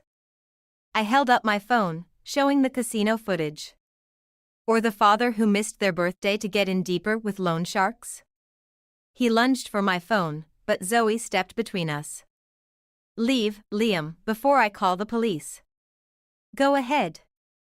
He spread his arms wide, laughing manically. "Call them. Tell them how she's keeping my children from me. Tell them." A black SUV pulled up, and 2 men in suits stepped out. My blood ran cold as I recognized one from the casino video. "Mr. Donovan," the larger man said smoothly. "We need to discuss payment." Liam's face went ash white. "Marcus, please. I just need more time." "Time's up." Marcus nodded to his companion, who opened the SUV's back door. "Either we get our money now, or we take a ride to discuss alternatives." "I can get it," Liam said desperately. "Margot, the retirement money your father-in-law gave you." "Is gone," I lied, thinking of the envelope hidden in my desk. "I've already used it to save my business." "You bitch." He lunged at me again, but Marcus's partner caught him. "Wrong answer," Marcus said.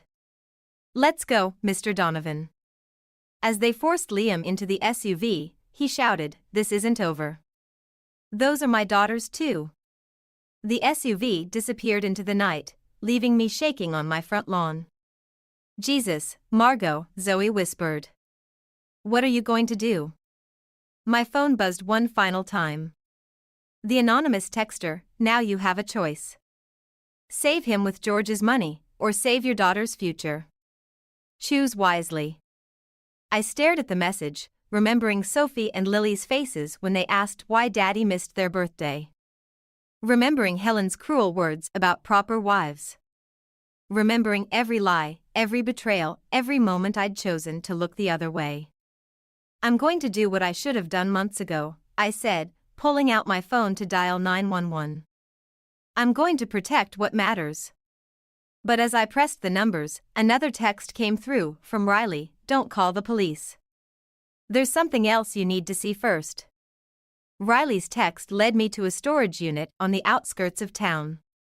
She was already there, pacing nervously under the fluorescent lights. "I followed him here last week," she said, rolling up the metal door. After I realized what he'd done with the gallery money.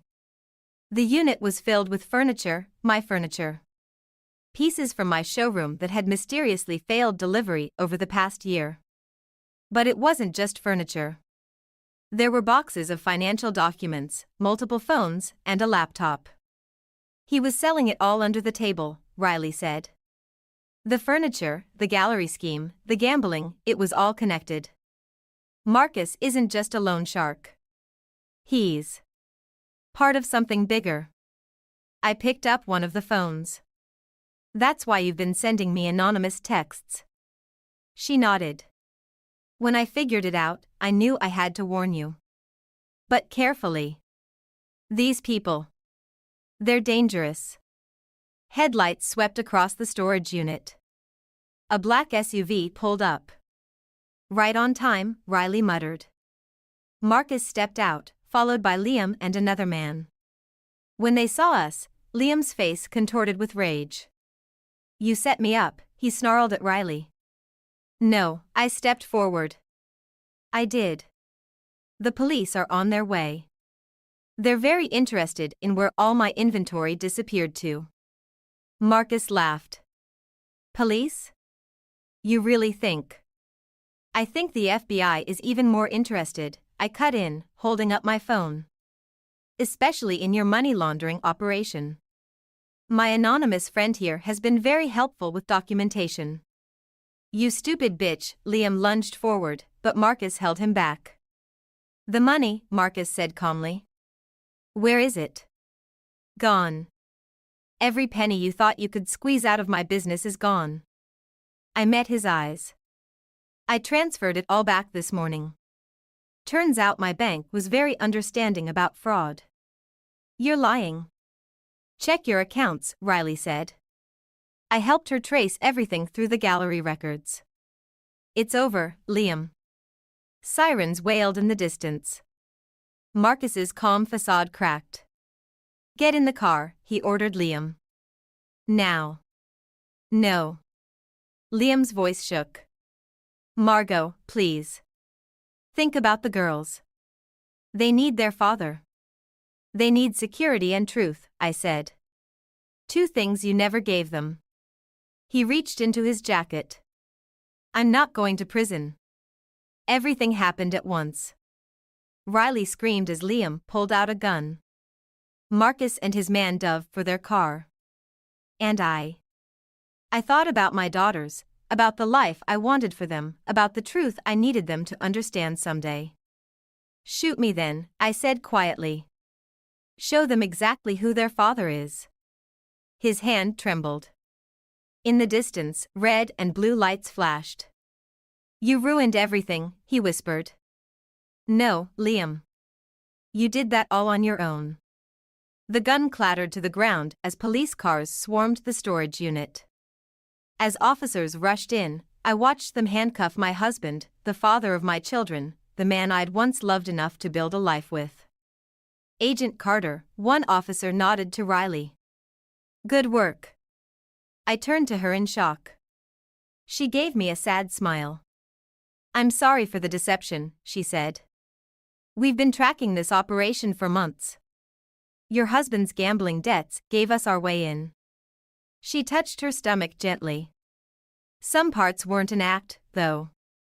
I thought about all her anonymous texts, how they'd led me here, how they'd helped me protect what mattered most. The girls, I said suddenly. I need to get to my girls. Go, Riley nodded. We'll need your statement tomorrow, but for now, go be with your daughters. As I drove home, my phone buzzed one last time. Unknown number, you did good, Margot. Your daughters have quite a mother.